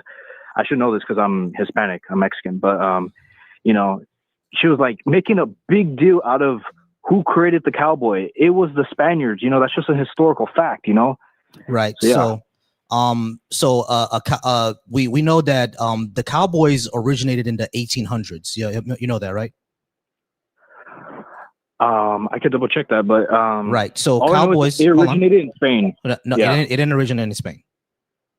Okay, let's talk about it. All right. So cowboys were herders, cattle herders in the American West, the early 1800s. That's where the cowboy came from. Yes, the Spanish did bring horses to America. No one denies that. But cattle herding, people that would herd cattle around, that's when it became the name cowboy. In America, the people who were herding cattle, the original ones, those were enslaved people. So she was right. The original cowboys were enslaved people. Yeah, but the Spaniards introduced this. Yeah, the Spaniards did introduce, certain cattle to America, like horses and shit like that. No one denies that. But when And it it was comes 1700s. right, and yeah, exactly. But when it came to like the Veta Cruz or the Veta, I don't know how to say. I don't know how to speak Spanish, but yeah, we understand that some of these originated in Spain, especially with horses, cattle, and something like that. But when it comes to the entire what we know about cowboys, that originated in Mexico, so it came from them, and it originated in the Old West in America in the 1800s, and it was enslaved people doing that. All I know is if it wasn't for the Spaniards, there would be no such thing as cowboys. The items, the style from Spain. No, the style it started in America. Now the hat came from Spain, but Wait, the entire what? style came from America. No, now you got it. No, okay, it was Spaniard, and then the Mexicans, and then the Americans saw what the Mexicans were doing, and they're like, "Hey, let's be cowboys as well." Yeah, so so she was right. It came from It came from and the indigenous and black people. I don't think it was from Afros, but okay, cool. But yeah, back to my thing. But but so what though? No, that's not a big deal. Yeah, I was gonna. It is no okay. Yeah, I know. This example may not be a big deal, but this proves my point that she's obsessed with like cultural war stuff. Like, you have to give the minorities this credit and all this stuff. And the GOP isn't, bro. Can you focus on policy? Can you focus on rebuilding our country, uniting Democrats and conservatives? Like. All right, forget about Marco Rubio. Forget about Marco Rubio. Greg, we're not gonna forget about Marco Rubio. We're not gonna do that. But Greg, this entire thing about culture wars, it's literally conservatives who push it the most. This whole culture war thing. It's both, dude. It's both. Okay, both. Whatever. They're both obsessed with race. Both obsessed with gender. They're both obsessed with all these things, man. It's annoying. Yeah. I know it's annoying, but it has effects on us, doesn't it? Well, dude, I don't care about your race. I don't care about your gender, man. It's cool that you don't care. It still has an effect on us, bro. That's what I'm saying. You're like, okay, what? Like, elaborate. I've given this example before, and you kept on trying to argue that it's not true. Go ahead. All right. So when it comes to employment, there's discrimination in the employment market. There's discrimination in healthcare. There's discrimination in real estate. There's discrimination in the criminal justice system. That's illegal, though. Are you saying that just simply because something is illegal means people won't do it? No. I'm just telling you it's illegal. So there should be justice. Listen to what I'm saying. That is disgusting. John, listen to what I'm saying. That is disgusting John, if that happens. But there should be justice. Greg, listen to what I'm saying. So you agree with me that just because it's illegal doesn't mean that people still won't do it, right? Yeah, people break the laws all the time. All right, so great. So when it comes to the healthcare, right? We see that black women are more likely to die and have are more likely to have higher mortality rate in childbirth because from what the research says, doctors do not take the pain of black women seriously, and not only that, babies are more likely to die when they're being cared for under a white doctor than a black doctor. So we know that there's less Where did care you get happening. This from, man? It came from a study in 2019 that studied over 1 million births, and they found that when it came to the doctor, it didn't matter what the mother's weight was or the health of the baby. Even if the baby was born unhealthy, they were still more likely to live if the doctor was black than if the doctor was white. So because we have this issue here, race and gender is an actual issue in our country, and we need to address that, right? For all the wrong reasons, though. Babies are dying. You say we don't have to address that? Dude, the demographics on abortion, the blacks get abortions the most, dude. It's like 40%. You're not answering my question. You're not answering my question. Hey, so like, you're not answering my question. You're not answering my question. According to you're not answering my question. You're not answering my question. According to the 2019 study, black babies are more likely to die when they're being cared by a white doctor. Do you care about that or think that's an issue? Yes or no? Dude. Is it only a yes or no? That's true. It's only a yes or no. True. That's according is that to this study from? research. Where? Tell me. Oh my God. Jesus Christ. Hold on. Wait. Actually, no. Why do you think this isn't true? Let me ask you that. Why do you think that's not true? Dude, because you're making a okay. Hold on. Wait. I find that hard to Just believe. answer I my find that question. hard to believe. Okay, I understand you find it hard to believe, but Yeah. why do you think it's not true? I just told you I find it hard to believe. You find it hard to believe. Why do you find it hard to believe? Why do you find it hard to believe? Because that just sounds insane. That if Okay, I know it if a sounds insane. black Okay, so baby- cool. So it sounds insane Yeah. to you, right?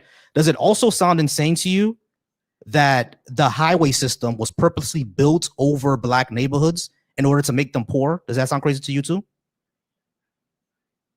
What does this have to do with your claim, man? I just need to know if that sounds crazy to you. Does that Can sound you give crazy me to your you too? source? Hold on, bro. I just need you to answer that question, Greg. Does that sound crazy to you? Can you repeat it again? Does it sound crazy to you that the highway system was built deliberately through black neighborhoods in order to make them poor? Does that sound crazy to you as well? What's the context? When was this? When the highway system was built, bro? Again, when was that? In the 50s. Okay, yeah, no, that doesn't sound crazy because blacks were discriminated in that decade. Right, exactly. In that decade, Right, by the way. hold on. Slow down. Greg, slow down. Sorry. So, blacks being discriminated to the point where highways were built to their neighborhoods in order to make them poor. That doesn't sound crazy to you because yes, blacks were discriminated against. Black were discriminated against back then. Are black people discriminated against now today? Not as much as back then. Not as much. But does it happen? Everybody's discriminated. That's not what I asked you. Bro, this is like a... Does it happen, yes or no, bro?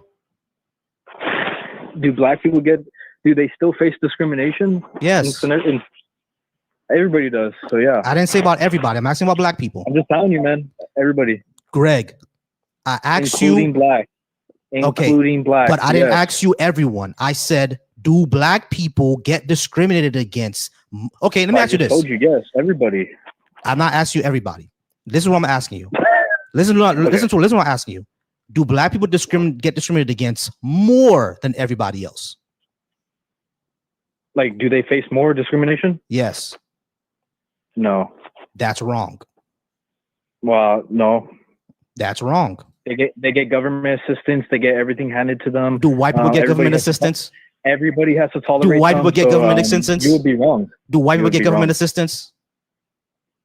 Wait, what again? Do white people get government assistance?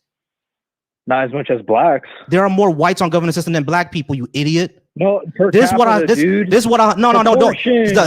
with the per capita bullshit. Stop with the per capita bullshit. No, stop with the per capita bullshit. No. Greg, stop. Greg, shut up. Greg, shut up. Greg, shut up. Greg, shut up. Shut up. Greg, shut up, Greg. Shut up for a second. Oh my God. This is why I hung up on you last time because you're disingenuous. No, you're losing. You're extremely disingenuous, bro. You're losing. Because hold on. This was the question, Greg. This was the question, Greg. Greg, shut the fuck up. Shut up. This was the question. The question was, do black people get discriminated against more than everyone else? And you said no because of government assistance. Government assistance doesn't show that black people are discriminated against less than anybody else. No, it doesn't. And everybody has to tolerate them. Everybody has to tolerate black people. Yeah. That's why I hung up. And that's why I hung up. And that's why I hung up, y'all. And that's why I hung up. All right. Let's move on to JC. JC, go ahead and come on up, JC.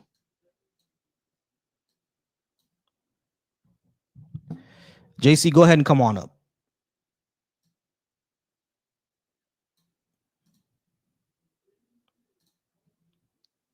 Let me show this on the screen first. Hey, give me 1 second, all right? I gotta show this on the screen first.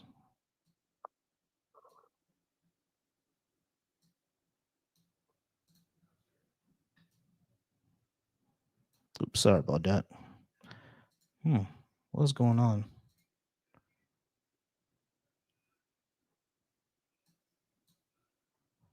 Okay, yeah, that's the wrong screen.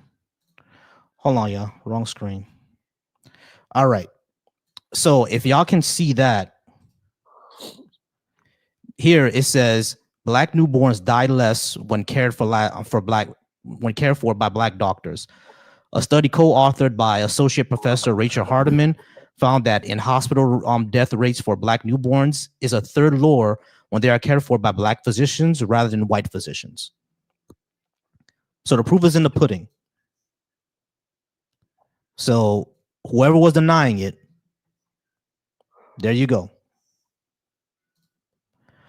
All right, Big Bobby, how's it going? It's going fine. All right. Are you at least 18? And did you disagree with something I had on the board? I'm 33. Okay. Did you want to talk about number 1 or number 2? What do you mean when you say, why should I believe in your God? Whatever religious Are you tradition. are you directing that towards like white people?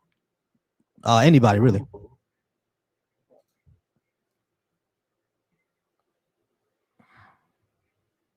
Okay, and then why should you support Trump? Yes. Why should I support Trump? I think because he helped HBCU with the funding, So did Biden. but not as much as Donald Trump. I Actually, he think it raised it. was who raised it. Biden. Really? Mm-hmm. Can you show me the proof of that? Okay. Sure.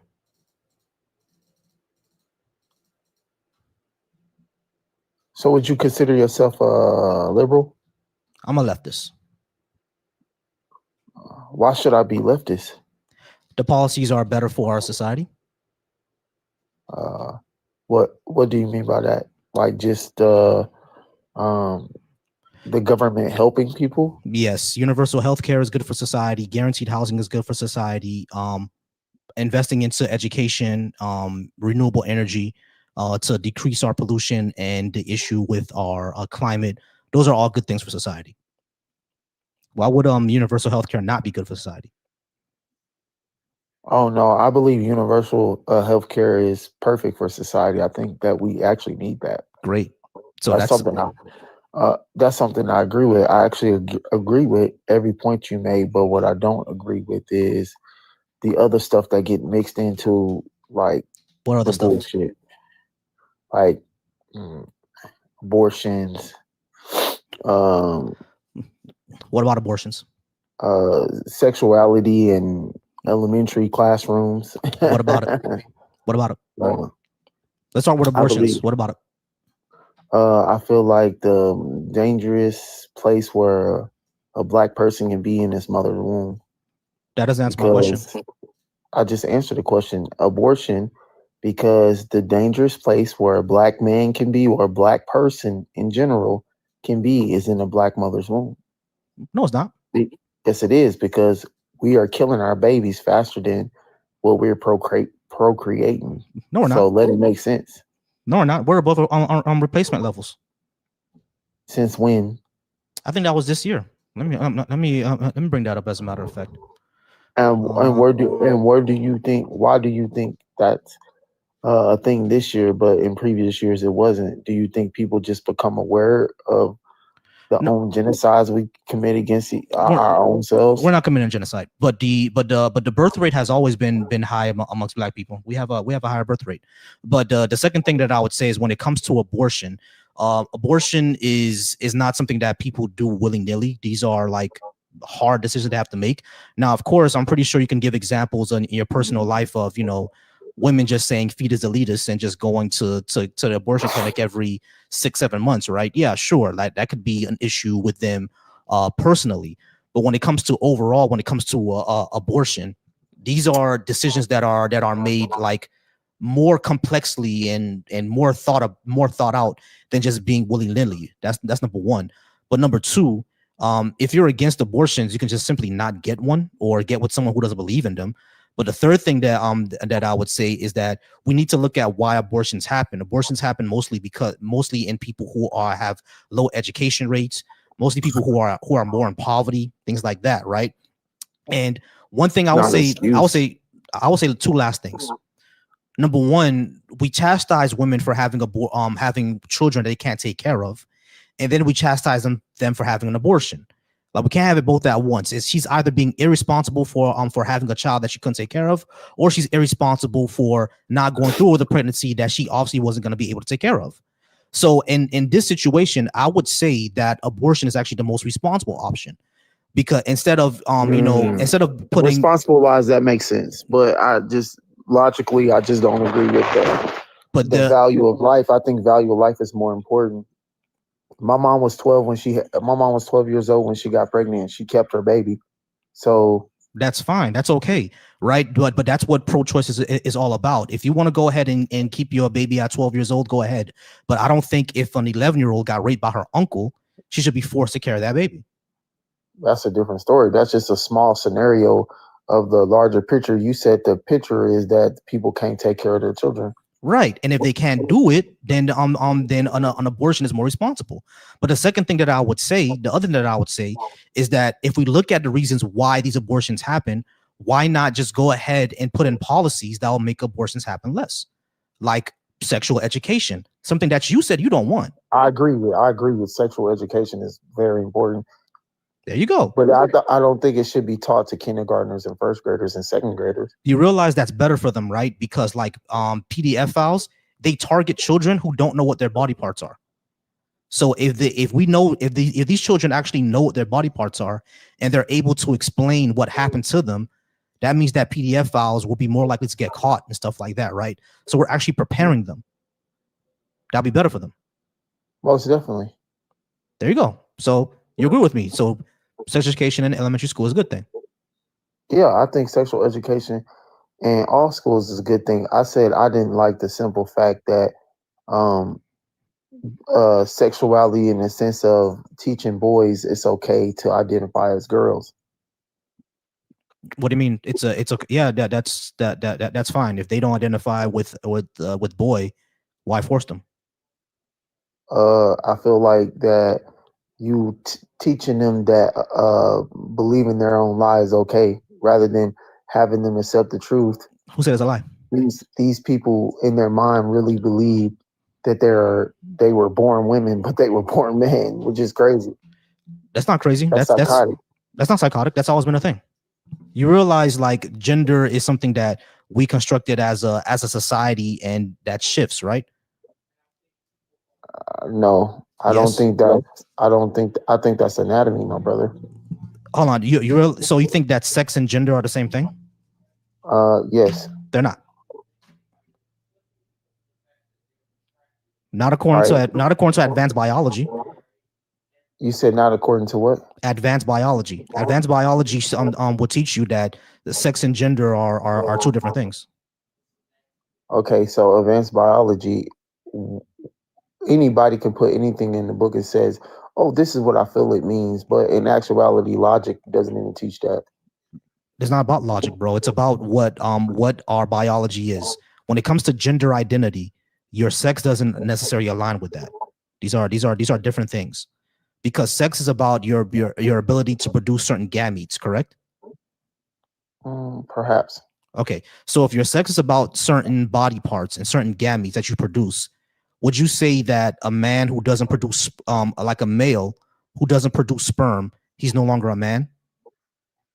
He got a nut sack. That's what make him a man. He was born with a dick. That's what make him a man. What if he's born without one? Because that happens too. So if a man is born without a penis, what you mean by that? There's nothing there. That happens. So you telling me it's people in the world who born with not no vagina or yeah. Penis? That's where you go. That's where it's decided by its chromosomes, right? Right, but we don't test for chromosomes. You don't know how much chromosomes you have. There are people who have like an X and a Y and an extra X who look exactly like me. So how would you explain that? That's those people? Hold on. That's Right. a genetic. I get it. That's I get it. I get it. That's a genetic anomaly, mutation. right? Right. I get it. That's Yeah. that's a genetic anomaly. However, Yeah. it goes against your entire paradigm of these things being the exact same thing. It goes against that because No, the it moment doesn't. you just hold on, but you just said that that's an exception that you'll make, right? Yeah. Okay. The moment you have exceptions, your hard line of this or that is gone. All right. I'm gonna give you an example of what I mean by this. You're a black man, correct? Mhm. Okay. You can identify as a white man, but are they gonna treat you like a white man? No, Point proven. that The doesn't prove your man point. just got up on your live and said black people don't get discriminated as much, and then turned around and said we gotta tolerate y'all. He proved your point Correct. by saying we gotta tolerate y'all. Correct. You know, and I think this is the same situation in actuality. It's You not. know, just because you identify as something else doesn't make you that something.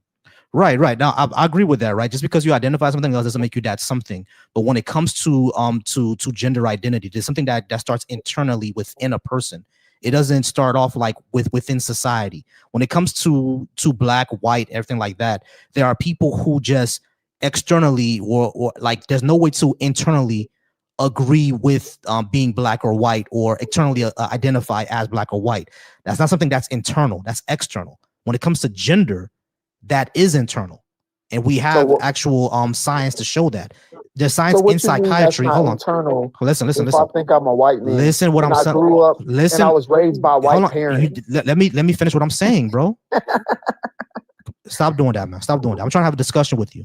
Go ahead, talk.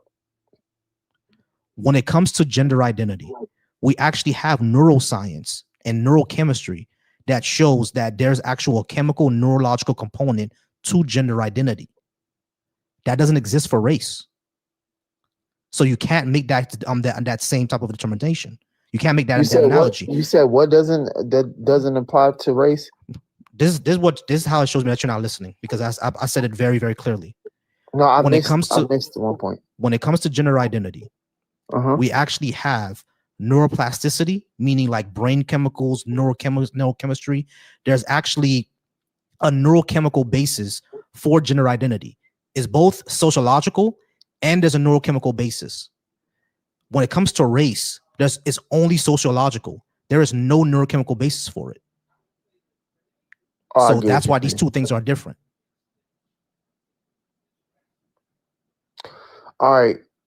One last thing I want to say is, what about the history of the left that make you want to be left? Why won't you identify as an independent? Because if you agree with everything the left has did in the past, they did a lot of things that didn't benefit black people either. Like what? So why not identify as a independent? Okay, because number one, the majority of our leaders, of our personal black leaders, were also left.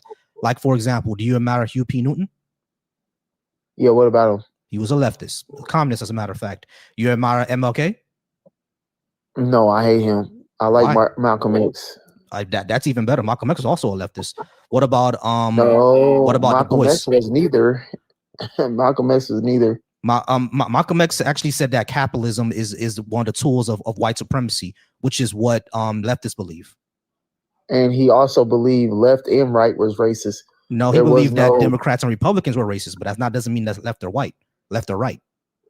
But now in this generation, Republicans, Democrats, they all get bunched in together. It's with like the left, exactly. If you're a left, you're gonna roll with the Democrats. If you're a right, you're gonna roll with the Republicans. No, you're because not. There's no in between.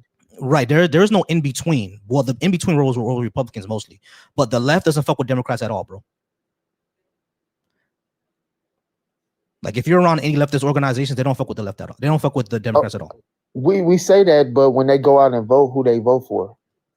A lot of them do vote for Democrats, but only that's what I'm trying to get at. Right, brother. right. What I'm trying to say is that they only do that for harm reduction because the Republicans are worse, or they don't vote at all. Many leftists don't vote. But what but the only thing that I was trying to say is that when it comes to history, right? Majority of our black leaders were actually on the left. But when it comes to when you said that, the left has done things that were not good to black people, I would ask you what were those things, so I can understand where you're coming Wait, from. let me. Can I reframe from that? The Democratic Party has did Yeah, I don't fuck with the things to Democrats. black people. Fuck them. Okay. Okay, good. All right, so we come in agreement. Okay. All right, brother, you got it. You got this one. Not a problem. I You have a appreciate you. nice one, brother. You too. All right, guys. I appreciate y'all being up here. I'm going to end the live in a few. I'm just gonna see if anybody else wants to call in, wants to be part of the live. If anybody want to call in, go ahead and call in, please.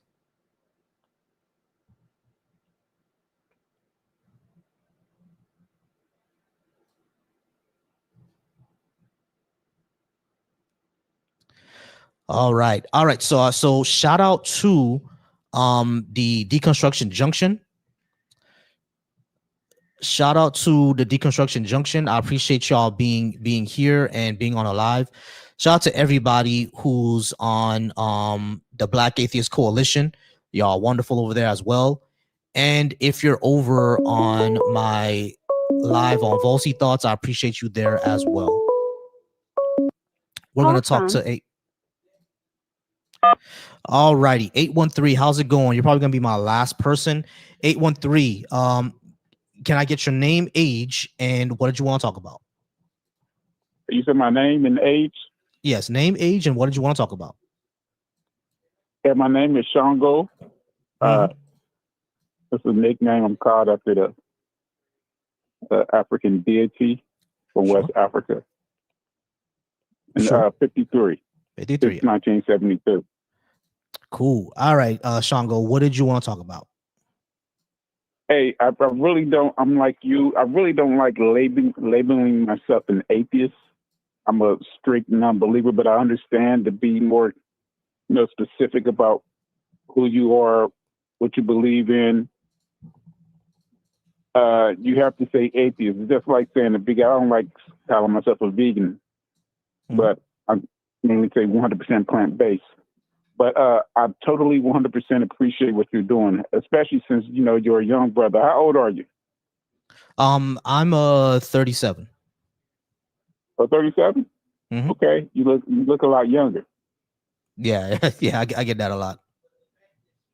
Yeah, but yeah, I totally appreciate what you're doing. I've been my doubts about the belief in not really religion, because religion, you can be religious without believing in a deity, without believing in a God. Mm-hmm. But about the Christian God, the Abrahamic religions, Islam goes all the way back in the 80s, like when I was 13, 14, when I was reading scripture in Sunday school. Mm-hmm. It just didn't make sense to me. Okay. So I totally agree, and it's proud to see like a lot of young brothers like yourself,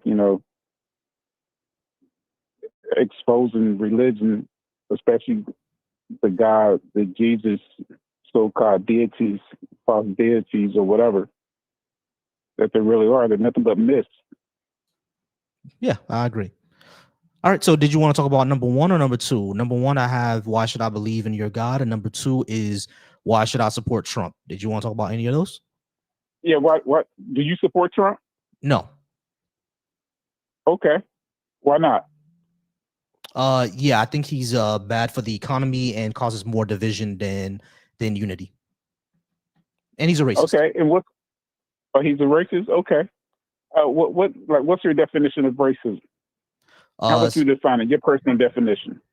My personal definition, I think well, I have two. When we're talking about when we're looking at everyday conversations like this, we could use the colloquial definition of racism, basically dislike, fear, or hatred of someone of a different race. Right? We can that's the colloquial one. That's the one that we can use. And then there's the one that's prejudice plus power. Basically, not only having a prejudice against someone of a different race, but employing that into our society, into institutions, which is why we can say that America itself is racist, because it has institutions that are prejudiced against Black people.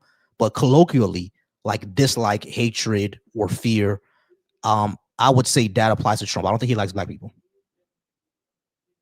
Okay, and what's your ethnicity? Are you like? I don't use the term found. I don't like put myself in the same category with that group, which I think is called the FBA group. Mm-hmm. I am a descendant of the enslaved Africans from West Africa, Guinea-Bissau. I can trace my ancestors like back 200-300 years. So far, it's been I stopped at like 288 years. Mm-hmm.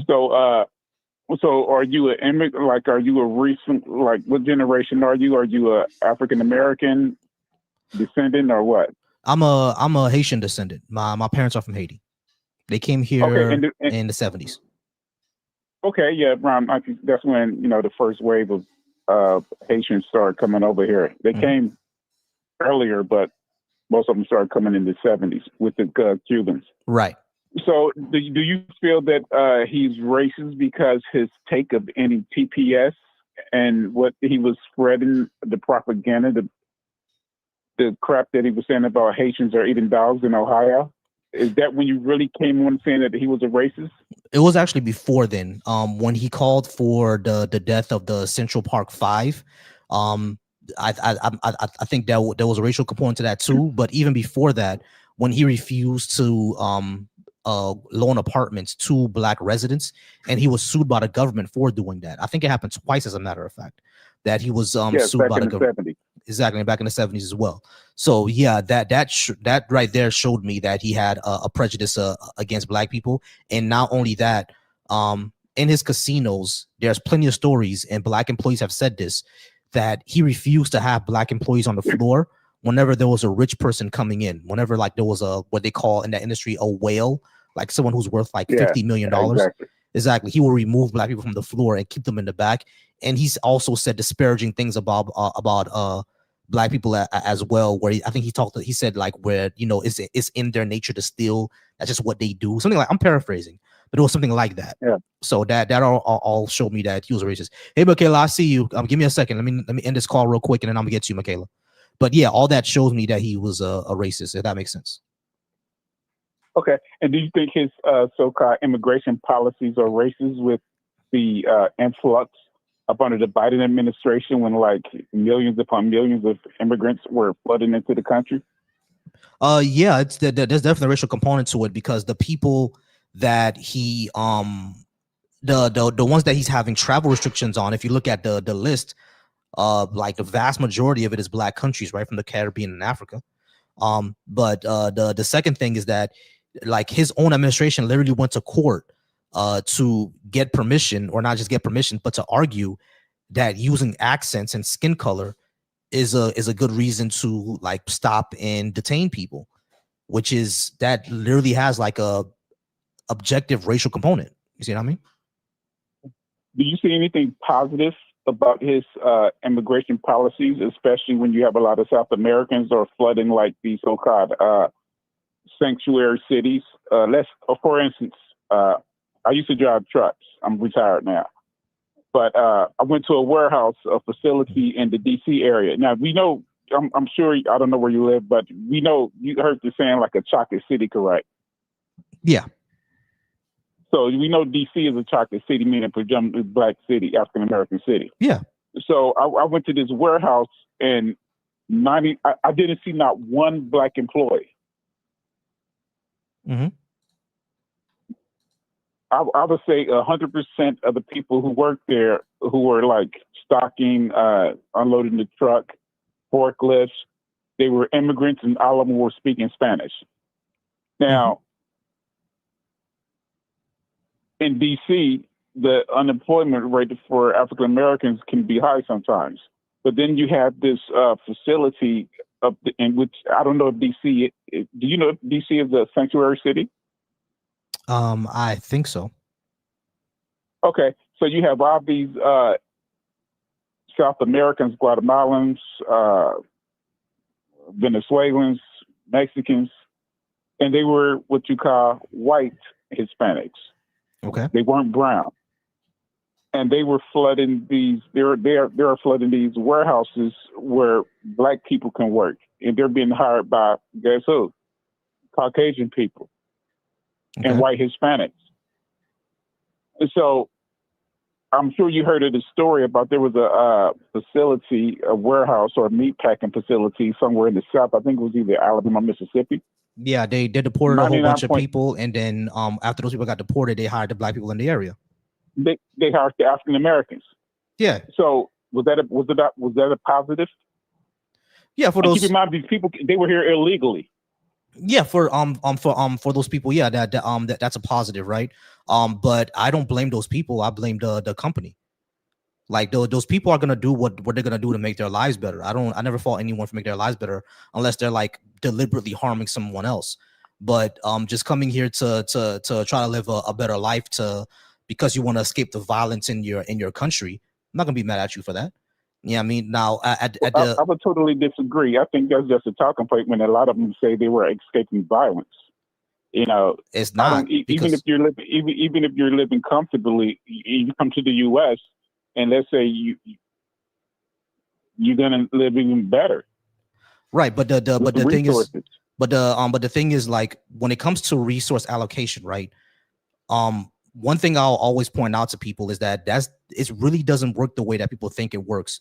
They're just not given things like that. That's not really how it works, right? But when it comes to the talking point of escaping violence, that's not really a talking point because there have been people who said that they were trying to escape violence, they got deported, and when they got back there, when people try to when journalists try to look them up to see what happened to them, guess what? They got killed.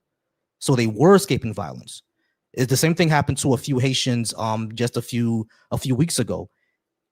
They came over here saying the same thing. We're trying to escape violence because where are you going to deport us to, which is what like the border near the Dominican Republic at that time. They said that they're going after Haitians over there, so we needed to leave. This administration deported them back to that area, and all those women were found decapitated. So they were escaping violence. You see what I'm saying? Wait, like And we how used to. true is that? There's a news story on it. What do you mean? How true is it? I'm just, like, why haven't they made like these other like Roland Martin, these other news networks, Sirius XM, the Urban News? Why haven't that been picked up on these other networks? Like, what magazine, what publication was that published in? You have to find. Hold on. Let me look that up again. But the thing is, I'll look it up to and give it to you, right? Because I heard about it the other day. Let me see. If women found decapitated. All right, yeah. In 2020, February 2026, authorities in the Dominican Republic discovered the bodies of at least 4 decapitated Haitian women along the border shared with Haiti. Yep, and So that they're was sending. in upper Michigan. Actually, it's on AP News as well, and it's in the Latino Times. So Latino Times had Okay, it, and the AP News had it. I don't know why Roland Martin and them didn't have it. I can't answer that question. But at the end of the day, this is what happened. So when people say they're escaping violence, they're not lying, bro. That's all I'm trying to point out.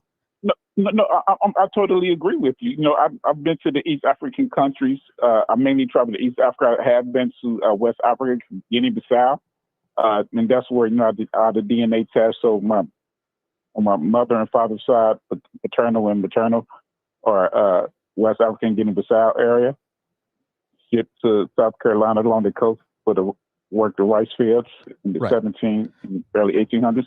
Right, So I totally I agree got you. with you. So But we know right. those Dominicans are racist to Haitians as well, correct? Yeah, we know that. But Maybe it was the Dominicans. it probably was. But my entire point when it comes to this is that when people say they're coming over here just to, I'm not gonna be mad at someone who wants to just live a better life, right? That's not what I'm upset about.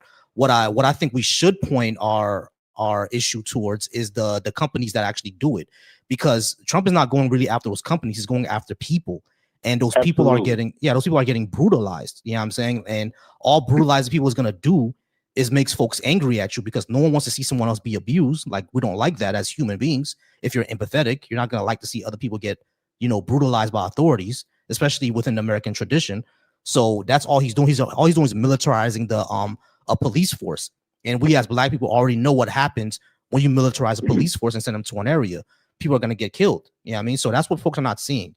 What's happening with the deportations right now is that number one, people are getting killed, and number two, children and old women are being detained. And not only that, they're getting raped. You know what I'm saying? So when all of this is happening, like, yeah, I'm not going to Who is support that. raping them? Like fellow detainees or ICE agents? Border Patrol and ICE agents. You know, I'm not going to say you out of hundreds of thousands of people who've been detained, you might have a person. I'm not going to say I wasn't there. A person, they have consensual sex for favors or whatever. They do this, and like a border agent or ICE agent might lie and say, you know, let's do this. She might give you some fellatio or whatever you call it. Then she can cry away. I'm not saying this, so I really don't know. But let me tell you something that's, I know you said before you was talking to someone, you said you're gonna get off the phone with me to send someone else. I was walking through Kenya. I was stopped by the police. Just so happened, I was running out. I was meeting someone. I didn't have my visa, my my electronic tourist visa. I didn't have my paperwork on because I just ran out. So I was held up for about over an hour and had to go to the hotel with the police to show that, you know, that I was legit. So any country you go to, they have laws about are you here legally? Mm-hmm. It's just like if I was in Kenya and somewhere and I was working on a farm and some immigration came and see me and I'm like, hey, let me say, so you're working? Are you getting paid? So there's going to be an issue. So I totally understand. And you said like something I totally don't agree. You said, you know, they don't get anything. Yes, they do. They get American jobs because these people, they're intentional. I know what you're saying. They're not intentionally hurting people, but they are hurting people because that entire factory you totally agreed on that it was filled up with African American black people and some white people once they got deported. So they wasn't hiring black people intentionally.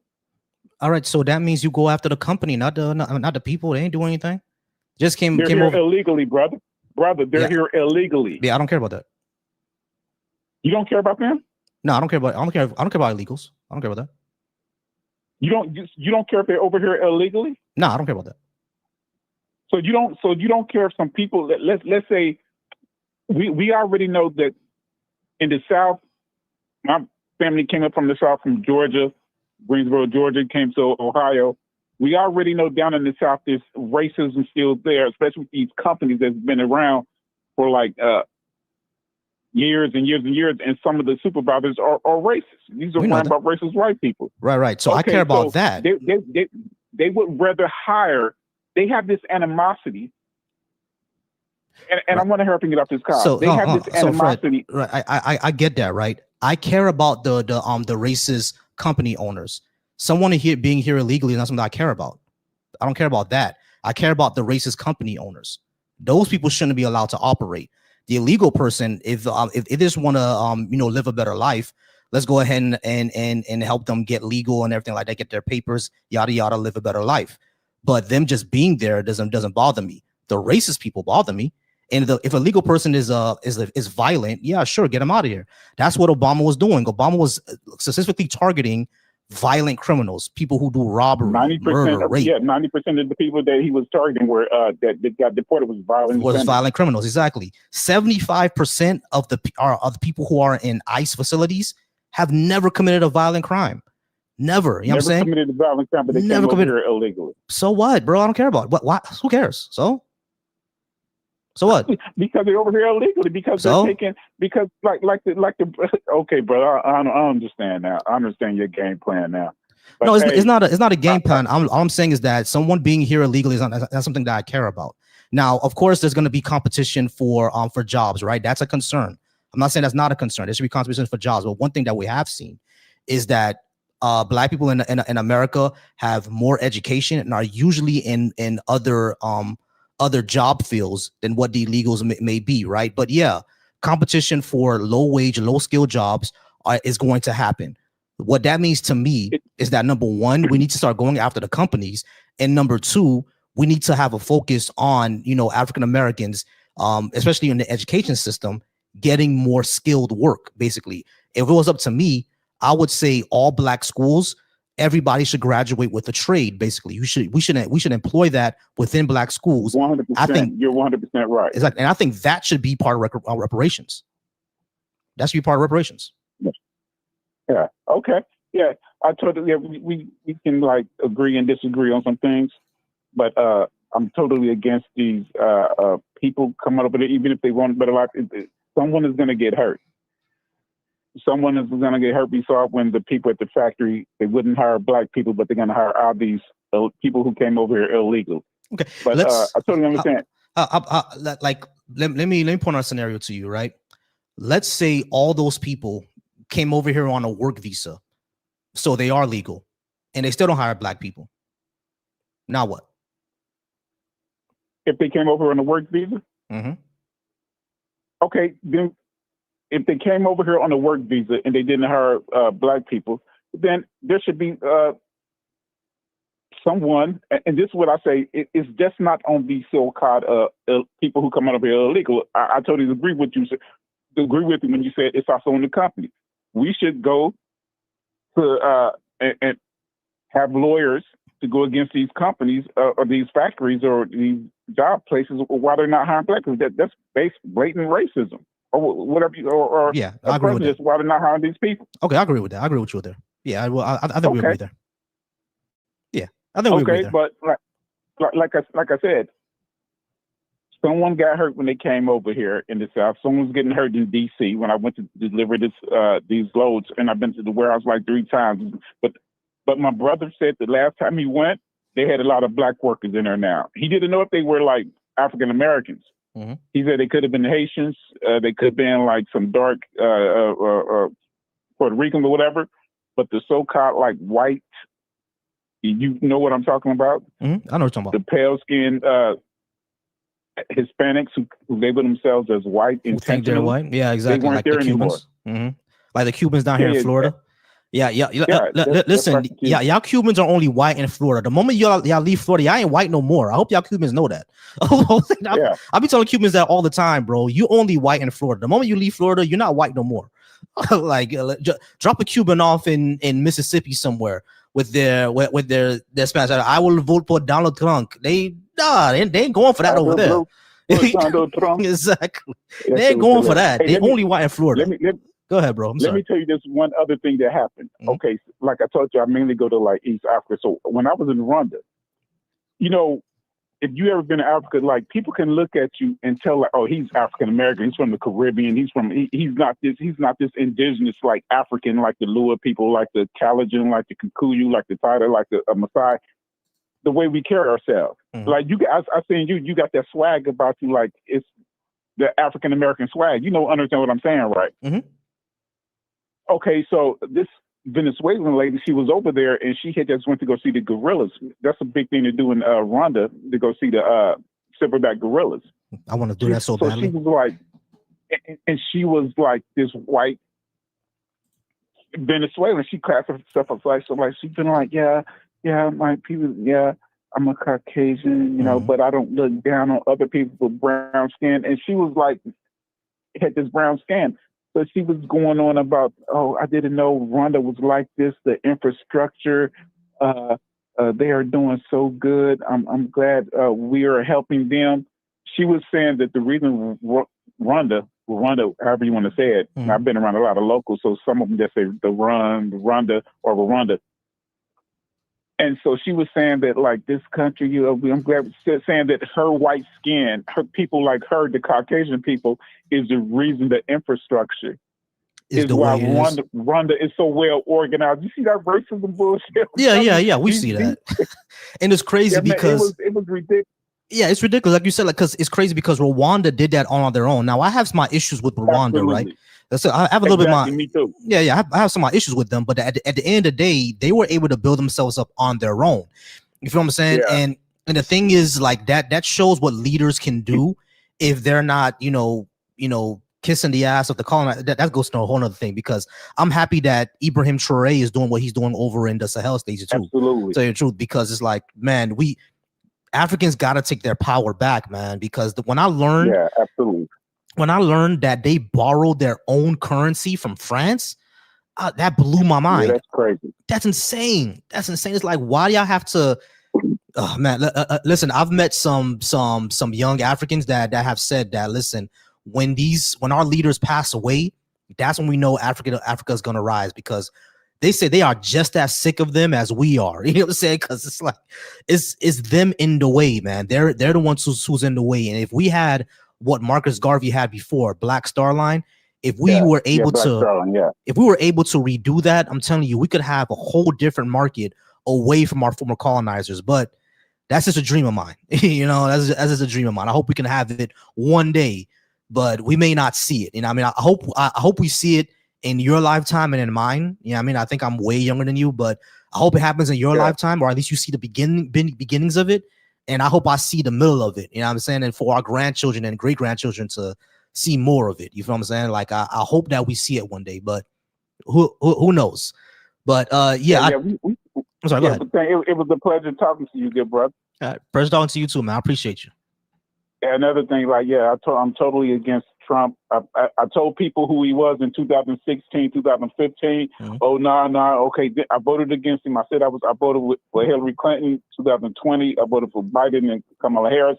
I knew she was going to lose in 2024. I knew it, but I posted on my Facebook page, I'm voting for her, win or lose. I still got her back. I'm with her because I know who he is and the hell he's going to cause. But hey, it was definitely a pleasure talking to you, good brother. You're a very strong brother. Peace. Hey, I appreciate you. Peace, man. All right, y'all. I may close out the call line. I'm gonna bring up Michaela. Give me 1 second, Michaela. I'm gonna bring you up, and I'm gonna bring up Caddy. I ain't talked to Caddy in a little bit. Yo, Caddy, go ahead and come on up, man. What's good, man? What's going on, Caddy? What's going on, Michaela? Y'all good? I actually just got in, to be honest, and I just came to my tablet. But finally, my phone is broken, so I have to get my phone broken. I'm currently using my tablet to get on TikTok. Yeah, definitely. Hold on, let me just tell my YouTube crowd something. All right, y'all, the phone line is closed for now over on YouTube. So phone line's closed. I'm just going to be chilling for the last 10-15 minutes with Michaela and Caddy. We're just going to have a family discussion, and then I'm going to close out the live and see you guys. Ooh, excuse me. And see y'all later, all right? But yeah, Michaela, you said your phone broke? No, my phone is well, to be fair, my phone has been broke for a little bit. It was just the screen was cracked. And that happened in November when I was going grocery shopping. It was really early, and I'm like, I was so tired. I was still half asleep. Well, long story short, my phone hit the cement in my screen. I could crack. So it had been bad, but it really got bad this month. That was in November. Right? It's February now. And now my screen is all blacked out. And every time I try to turn it on, it won't let me put my passcode in. To get into my phone, and it will start malfunctioning. So I literally cannot use my phone because it is badly damaged. All right. What's going on with you, Caddy? You been good? Yeah, man. Just coming back from the grocery store and the Botanica, getting some stuff. Yeah, man. What you get? I'm gonna be eating. We're gonna have. Mom got a new. We got a new stove because our old stove messed up, and we're gonna eat air fried chicken for the first time, homemade. Air fried chicken. I'm Black American. That has been a thing in my family. Well, to be fair, some people still fry chicken the old way, but the air fryer is a lot of us. Man, listen. No. Yeah, I already know, man. Listen, that air fryer be saving time and lives, boy. Because it's like I don't be feeling like dumping it into the grease and putting it in the batter and then I'm just putting the air fryer, bro. I'm like, well, I don't know what. Well, Haitian food and Black American food is different. Do you have fried foods? Y'all have fried foods in Haitian culture? Yeah, we have fried food. Matter of fact, if you ever in Miami, I gotta take you to the chicken spot called Sissy Bon. I hope I can get that soon. But yeah, Sissy Bon is I'm like amazing I fried do chicken. know that I'm like that I do know that well, some Black Americans eat certain oxtail. It depends on the region of Depends. the United States and what your family had access to. But I'm like, but because Jamaica and America were both under colonial rule, there's a lot of differences still with the cuisine, but some of it is similar from what I have come to know. It's some of it may be prepared differently or called different things, but basically because we were both under British colonial rule, that we have certain similar things that the slaves created in Jamaica and in America. Yeah. So I Yeah, don't know man. about Haiti. I don't know a lot about Haiti. I've never eaten Haitian food. I really want to try some African food too. Like I've never eaten like Haitian food. I've only ever had Dominican food or Puerto Rican food. I haven't. I've had Chinese food, but that's probably more Americanized. Yeah, the Chinese food is more American. But I've never had.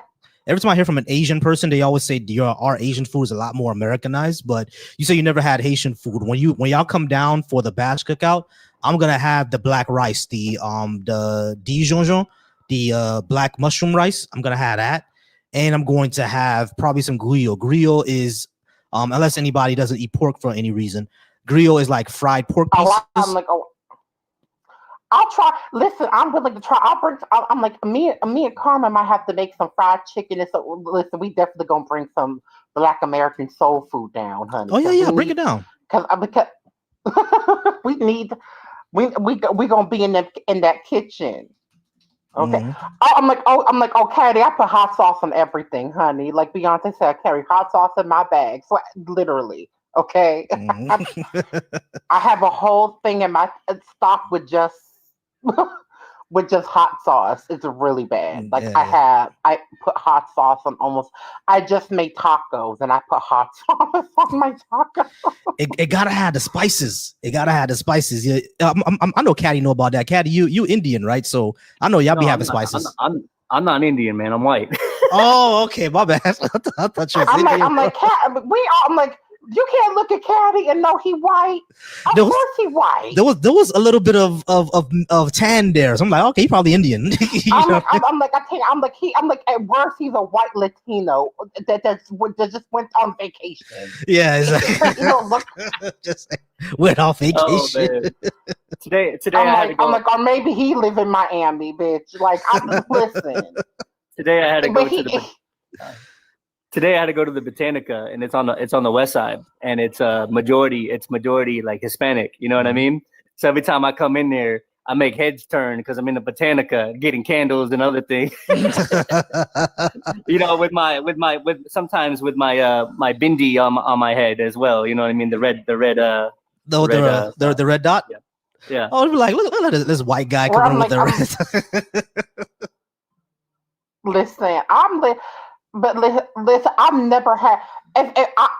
Jesse, I wouldn't know because I've never. It's funny because the Latino population where I was, first of all, it wasn't as big as it is now. It's much bigger now than it was when I was growing up. But back then, it was mainly like Puerto Rican and Dominican, where I'm from, and so I've had Puerto Rican food because I actually have had Puerto Rican and Dominican friends or from it. I'm like our acquaintances over the years, so I've had their food. But I'm like, but I've never had. I was in foster care. I had a foster mother who was a Dominican woman, a very white Dominican woman at that, honey. She was blonde hair, blue eyes, and everything, but she was Dominican.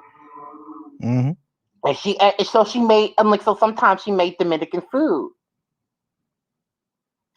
I'm like, I've never listen. It's been a minute since I've had a PR. I had a friend in college. She was Puerto Rican, and so I'm like, so I brought like I brought some black food, like some Black American food, and I'm like, and it was at like my at her son's birthday, and so I brought some Black American food, and I got to eat endless empanadas. I don't know if that's what y'all call them, honey. Whatever the Puerto Rican name for that is, I always forget. but her grandma, I'm like her grandma loved me. I'm sorry, Oh yeah, y'all. I've had coquito. Yes, I've had coquito. I'm like, don't. I'm like, I've never had. No, let me be clear. I've never had Puerto Rican coquito. I've had Dominican coquito. I don't know if those are the same thing. I doubt they're the same thing. Yeah, I'm on Threads, right?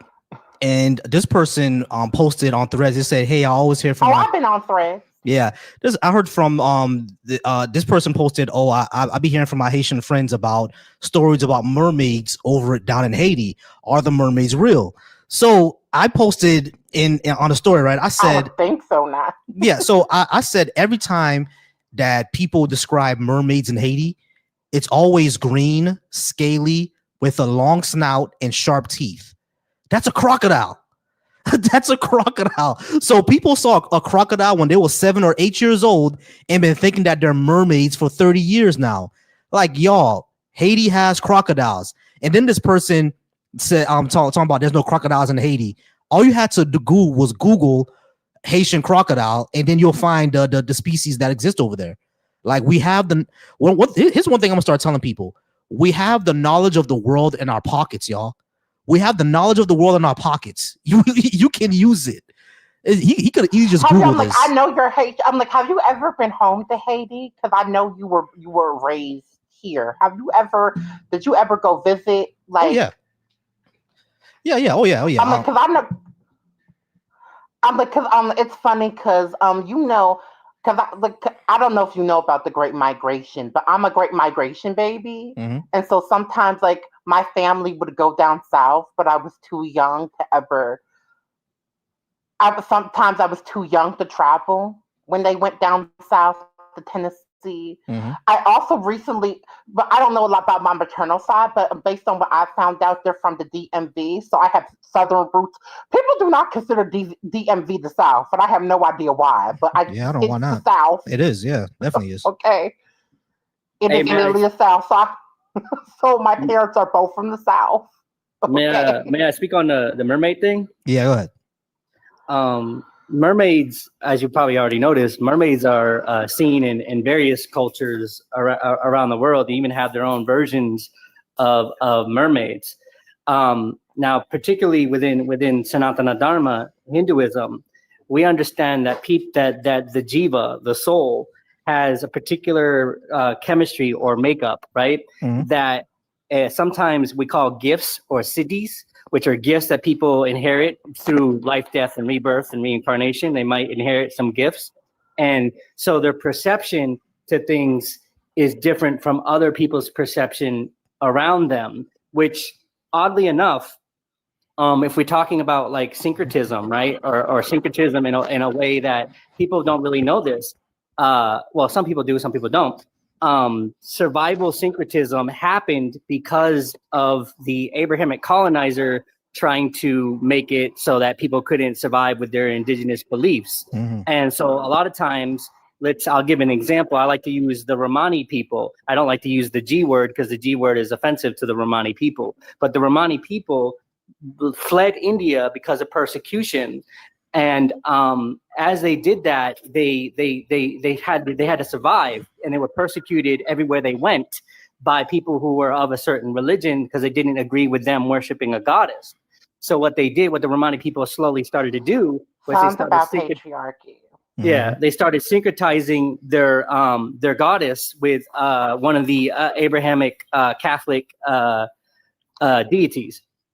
So it's throughout history. There's a lot of this. That sounds like what Black Americans did with hoodoo. Yeah. Voodoo and hoodoo. Yes, Yeah, Haitians did that with voodoo as well. We synchronize a lot of the gods. I think I'm like my sister. You've met my sister Karma. yeah. I found I'm like apparently I did not know this until recently, but she sometimes practices hoodoo and voodoo. Apparently, Haitians and Black Americans both there's a god in Haitian voodoo that both Black Americans and I forget the name, but you know who I'm talking about. I'm sure you know exactly who I'm talking about. He's supposed to be the guardian of the underworld and Legba. the living. Legba. But Papa like yes. I'm like, and apparently that is something that exists in both Black American traditions and Haitian traditions. So apparently that is something that we share in both of our cultures. I didn't know that. Apparently. I know that. Yeah. So Legba I and did not know Baron that either. Yeah, I didn't know that. A lot of people, a lot of indigenous culture used principles and tied principles to particular forms or particular deities, local deities that they had. So they would have a water principle, an air principle, you know what I mean? They would have a form for that, you know what I mean? A deity for that.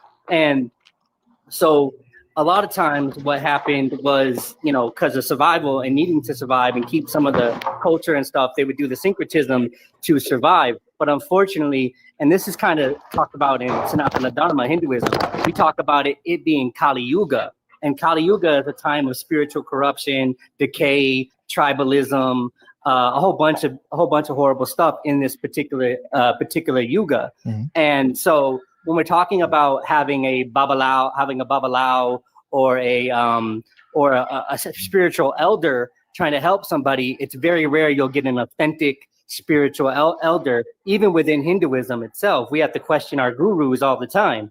You know what I mean? And there are just some spiritual elders that are out there. There are just some spiritual elders that are out there trying to get into girls' pants and a whole bunch of other stuff. We know you know that. What I mean? Yeah. Oh God. Yeah, you already know but it that always is something happens. I recently found out. But I didn't grow up practicing hoodoo. But I'm like, but that is something that I recently found that, and I thought that was so interesting and to be fair, it makes sense considering that both of our ancestors came from the same coast of Africa, so it would make sense there would be some because the hoodoo in America is basically a mix of African, European, and indigenous American traditions. Mhm. It's a mix of all of those things. So it makes sense. But I would think that I have to look into it more because I would think there may be some differences because, again, different ethnogenesis that happen between Haitians and Black Americans. Yeah. So like, But apparently Papa Legba is both shared with Black American lore and Haitian lore. you know that, and I did not know that. you know that's interesting because every time like I'm one of those people that come up with ideas and writing and stuff like that. Like I think I want to write something like that. How the different lures can go ahead and connect with each other. Maybe Papa Legba can be the door that connects these. And I'm gonna think of something. Trust me. I got something cooking up here. Trust me. And like in Latin America, they have y'all have Santeria. We have hoodoo. I'm like, but hoodoo. I can't speak on the Haitian side, but I know hoodoo. It can only be practiced and accessed by descendants of enslaved Africans who were brought to the United States. It is a closed practice exclusively to Black Americans. Black people even from the diaspora cannot because it's an ancestral practice. So whose ancestors are you calling? They're not yours. Yes, it's the same thing with voodoo. Kind of like it won't really work unless the person has to be connected with Black people somehow. If a white person tries to do it, it's not gonna really work. Well, go ahead, Caddy. So because, and this is good because I want to talk about this. In Sanatana Dharma, there's methodologies to work with one's ancestors, but we don't view one's ancestors as only being one particular thing. We understand that people's ancestral webs, especially in the context of past lives, is a diverse web of what we call pitries. I'm sorry, Caddy. I'm sorry. Can you give me 1 second? I just gotta end the stream everywhere else. All right, hey guys, we're just chilling right now, so I'm gonna go ahead and end the stream over on everywhere else. If you're watching me from Twitch or Facebook or YouTube, I really appreciate y'all watching. But we're gonna go ahead and end it now. I'm gonna go ahead and chill with the family here. Come in tomorrow. I do these from Thursday through Sunday, 6:30 to about 8:30 around now. That's when I end the show. But I appreciate y'all. If you are a Black atheist, skeptics, agnostic, or humanist person, the B.A.A.S.H cookout is going to coming on this June. I'll have the RSVP up this weekend. I appreciate y'all as I always in these lives. Every man should be. I don't even know if I'm going to be able to. It's okay. It's okay. But as I always in these lives, I always say that And I don't know. every I young don't know man. if I'm going to be able to afford to come. Oh, okay. We'll talk about that. But as I always in these lives, I always say that every young man should be soft. Every man should be soft. What that means is be secure, be affectionate, be wise, be flexible, and be thoughtful. That is masculinity. All right. Every man should be soft.